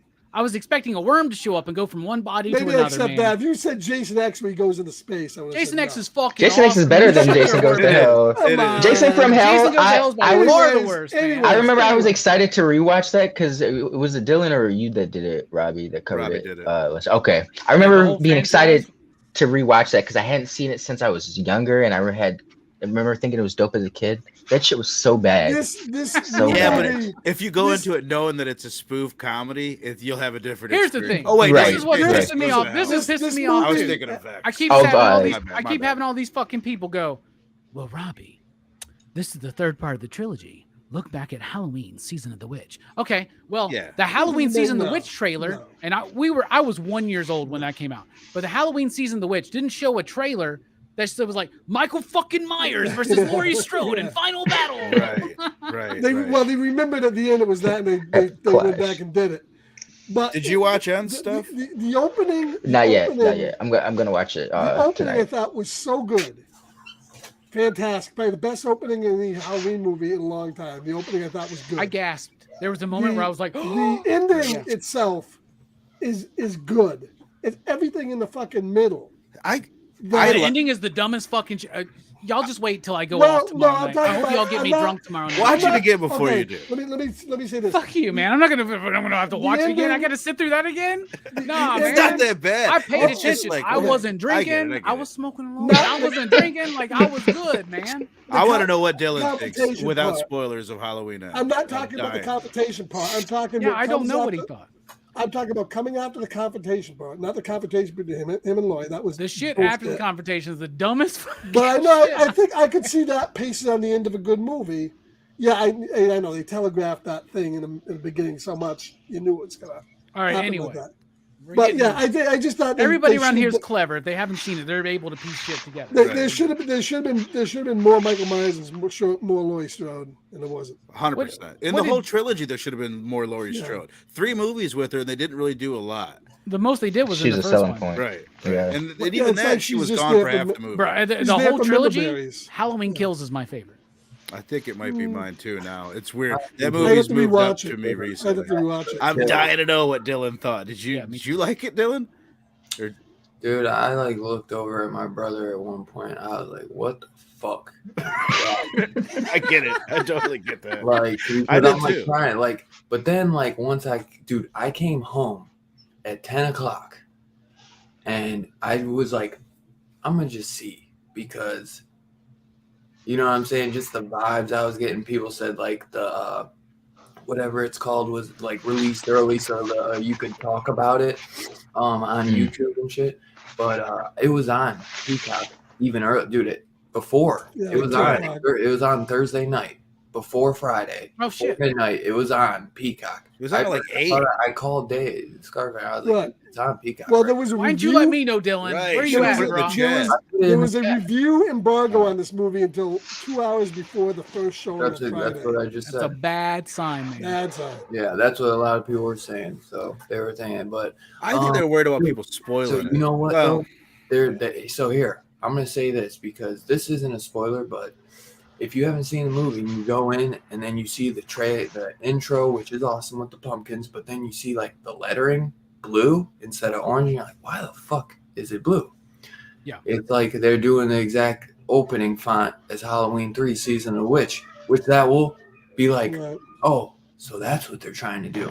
And somebody put it in the aspect of that where they're like, this is But like they didn't do that. them trying to do like a one-off Halloween thing, but it has a sprinkle of Michael Myers in it. No. But You know the what I thing mean? is, Like a if one-shot Tom Atkins Halloween. would have shown up, I would have been cool with that. And they were doing a direct sequel to Halloween 3 Season of the Witch. However, they're labeling this Halloween Ends, right. This is the last the one. problem. That's This the is not the final moment to showdown. do that.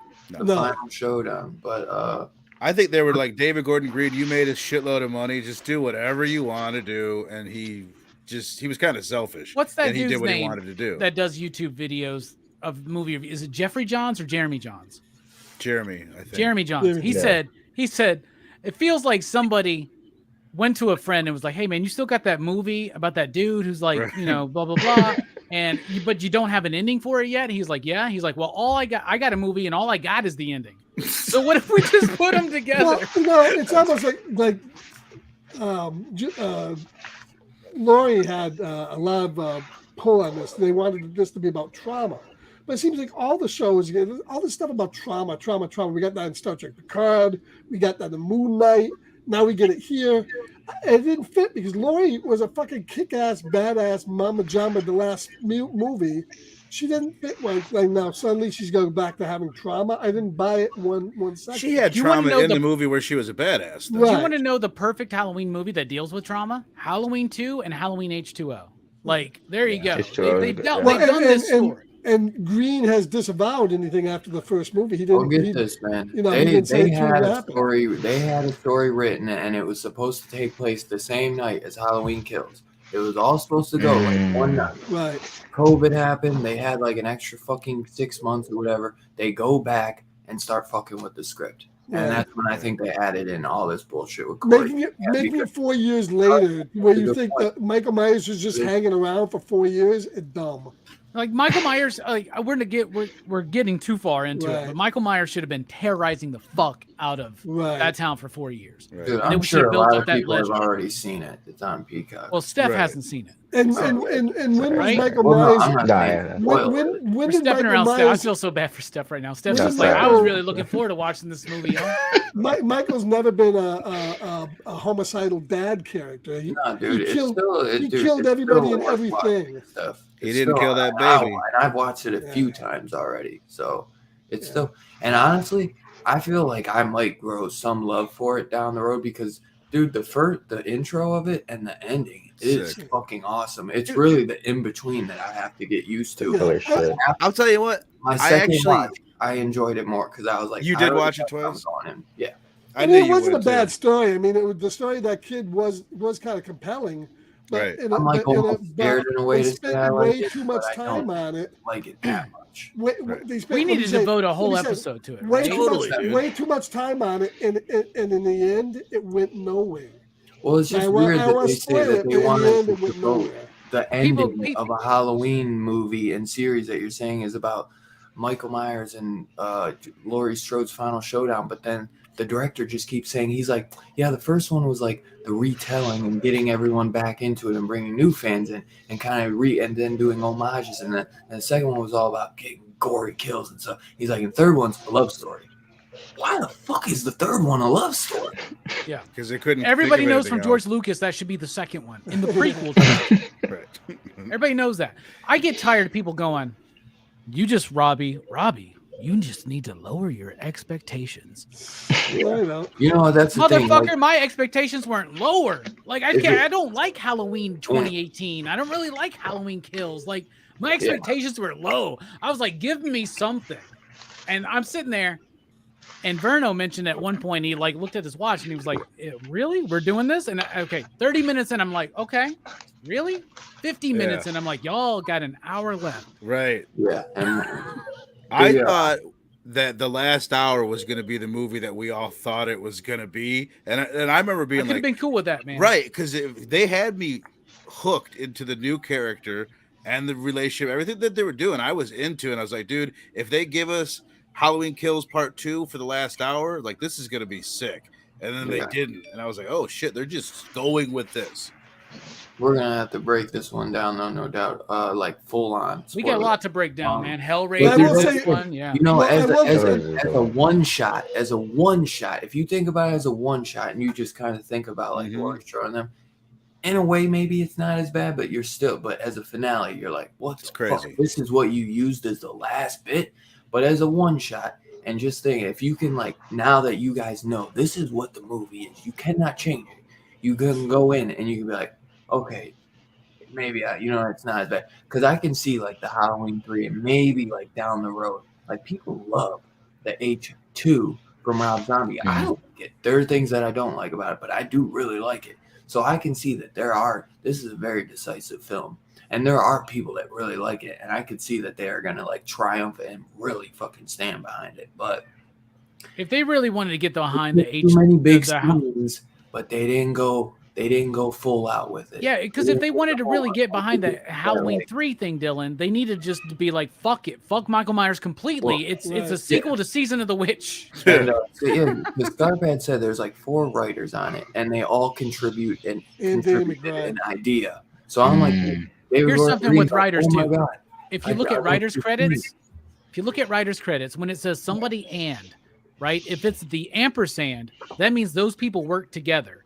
If it's the word and, that means they worked separately. No shit. And there were, that's what that means. Like there's difference between writing duos and writing over Right. somebody else's script. This one, they were all A&Ds. It was like one person wrote the script, then another person, then another Right. person, then another person. Really? They took 4 scripts and moved this shit together, bro. Well, was it feels like it. I think they were Well, just taking parts from their favorite yeah. thing, because I see so clearly Christine. Christine. I see so clearly like Return of the Living Dead, but opposite. Instead, Corey is like the chick. You know what I mean? Like Well, it's and then- opposite. and They actually opposite sexes. In But, the original There's a lot I see. in the original Halloween, isn't there like one of the movies? I haven't watched any of the movies past like 3. I have to get them and watch them. But doesn't one of the movies have like some girl that might become Michael? Yeah, Yeah, that's little part 4 and Jamie. 5. Yeah, so they've done this before, kind of, sort of. Dude, all of Halloween Kills Yeah. was part 4. Yeah. And all of the 2018 Halloween was H2O. Like Yeah. they did it better before. And like I never liked these movies that much. Man, I Honestly, don't, dude, I still think. I mean, the very part, but he's already, like. And Friday the tapped out. 13th did But I it too. still They did it H2O with is still a somebody else badass who's gonna ending. take over. Oh, H2O is the shit. Yeah. They- but at least with the H2O. like people keep going, but Fresh Robbie, Partner, baby. but Robbie, you love Friday the 13th part 5. Like, that doesn't have Jason in it. Yeah, at but that's all. just about the kills. And I go, however, what was the name of that movie? A New Beginning, Right. not Final Chapter. Right. God right. damn it. That Come movie on. is- That's Right. where they screwed up. That That's movie where they is- blew it. That's right. I just watched that, by the way, with a new perspective, and it's like this is a fun ass movie. Jason 5, Part 5? or Yeah, Friday it is. 5. It is, dude. When I you will- got Juana Man in there, like singing about his enchiladas and baby, Right. baby, baby, come on, man. When did I Freddy will. get I will fixed? give the director of Halloween Ends one thing. Unlike Argento, he didn't put an annoying Kinney For character. that fucking leprechaun. That one, Kinney right? character killed the movie. So did Pin- I just want to throw this in, Robbie, because I wanted to agree with you. Those two characters, the blind woman and the kid, they might be the best. My favorite characters in all of Argento's movies that I've seen are the ones from Cat of Nine Tails, the blind man and the kid, and that lead blonde guy in that movie. Those are the best characters he's ever done. He's like, fuck it, I'll just do them again. I'll gender swap them, and I'll no tell one you will what. notice. Y'all gonna think this is fucked up because the cheesiest scene in the film was the scariest to me. That was the shit in the water with the snakes. Like, I cannot stand snakes, and like if I'm like, I do not get in the water where I can't see. Or why did they just I get don't out? either. Why didn't they just get out? They just stood there. It made no sense. Because it's an Argento film. It's an Italian horror film. They got to stay in it for a while. Why does that person just stand there when Fulci has the spiders coming all over him? Because it's just. I haven't watched it yet, so I don't want to. Don't. I like it, Dylan. I like I it. want to watch it. It was I okay. want to watch it. I don't It want to. was okay. I like the music. The music was Okay. really I good. don't want to hear. We're spoiling the fuck out of Halloween That's what Ends I'm saying. for Steph, but Dylan's like, whoa, I draw the Yeah. line at dark glasses. Steph No, doesn't we care. didn't, I we didn't do. spoil Sorry, it. We you didn't don't say know. anything spoiling about that movie. Steph, you Halloween. can't spoil Steph anyways because he's gonna fucking go in thinking whatever the fuck he wants to think. That's my boy, bro. Or he's just so baked he's not going to remember it. Is that what you're That's saying? true. Or Yeah. that. I mean, it's either or. I like it's like vague, faint memories will pop up. Like, I thought I heard movie- about what that. movie That's we probably watching? like me. He's like, I don't give a fuck what they say. I'm going to What watch movie it. are we watching? I think will it was say- Thursday night after She-Hulk. I was like, I'm hearing bad things about this Argento film. I but was- I'm let me going to say- watch it Yeah, on my own. yeah. right? Let me say Yeah. one Classic. thing though. Let me say one thing. I don't know, and maybe this will be a spoiler, and I won't say the specifics in case it is. I don't think it is. But I was fortunate last Sunday with Dylan, ended up rewatching Game of Thrones episode 8, and that scene When did we watch? that on Sunday we watched it together. Well, you were Yeah, probably stoned. You don't Are you fucking- sure, You said Scarpack? Game He's Game saying of, Thrones. Oh, I'm sorry. dude. House of the Dragon. Well, but Game Come of on. Thrones, House of the I'm Dragon. like, I knew what he meant. And this week's Yeah, episode, yeah. man, if that guy who's the king does not get a fucking Emmy, that was the best oh yeah. scene in it. Did you guys all see it? And does Yeah. he not start off as like your least favorite character, and then he becomes your favorite I've character? always liked them. but man, he's really. Well, I always liked That's- him as an actor. Everybody so. that's been like, "Oh, Matt, what's his name? Matt Smith is carrying But- this but show." I when was like, Matt- "Dude, Nah, the king is nah, phenomenal." nah. When It's Matt- mysterious. Has everybody seen it? Yeah, I have. You Yeah. guys all seen- Well, we don't know about the chat, so okay, I won't say. But that scene with Matt Smith where he helps his brother. Oh my god! Oh, That- dude, it that was- broke my it was- heart. The hand and job? then- that's the difference When he gave him the between Hummer. that I and can't. all the other shows Too much on bush. TV right now. The goat blood This show, coming out. unlike this show, Medieval unlike the Lord of bush. the Rings Medieval thing, bush. From episode 1, it has established the characters in such a way that eight episodes in, you're just locked in with them.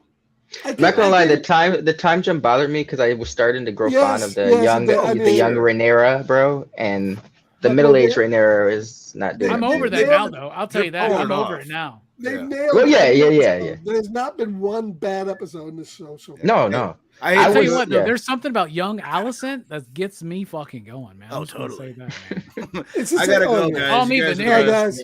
continue your wrapping up conversation. anyway. Very nice. Yeah. What's that? No, I was about to wrap it up. Yeah, we're anyway. wrapping up anyway, Dylan. Wrapping it We, up. what is Wrap it up, Um, baby. next Wrap week, it up. This Monday, Surfing in the Rainbow on Pop Culture Philosophers. Be sure to check it out at 9 p.m. Eastern. And next Saturday, we will be reviewing Stephen King's It Chapter 1 and 2. The one's directed by Andy Muschietti. So make sure you guys are there. Come check us out. We cannot wait. We are winding down. Only 2 more weeks after It Chapter 1 and 2. We only got one more show after that. Like that, we're not winding it down. We're winding it up. So We are. let's light these last 2 up, no doubt. Make sure you hit that like, subscribe on your way out if you already didn't. We love you guys as always. Thanks for hanging out. we'll catch you guys next time. Peace out. Pop, pop, boo.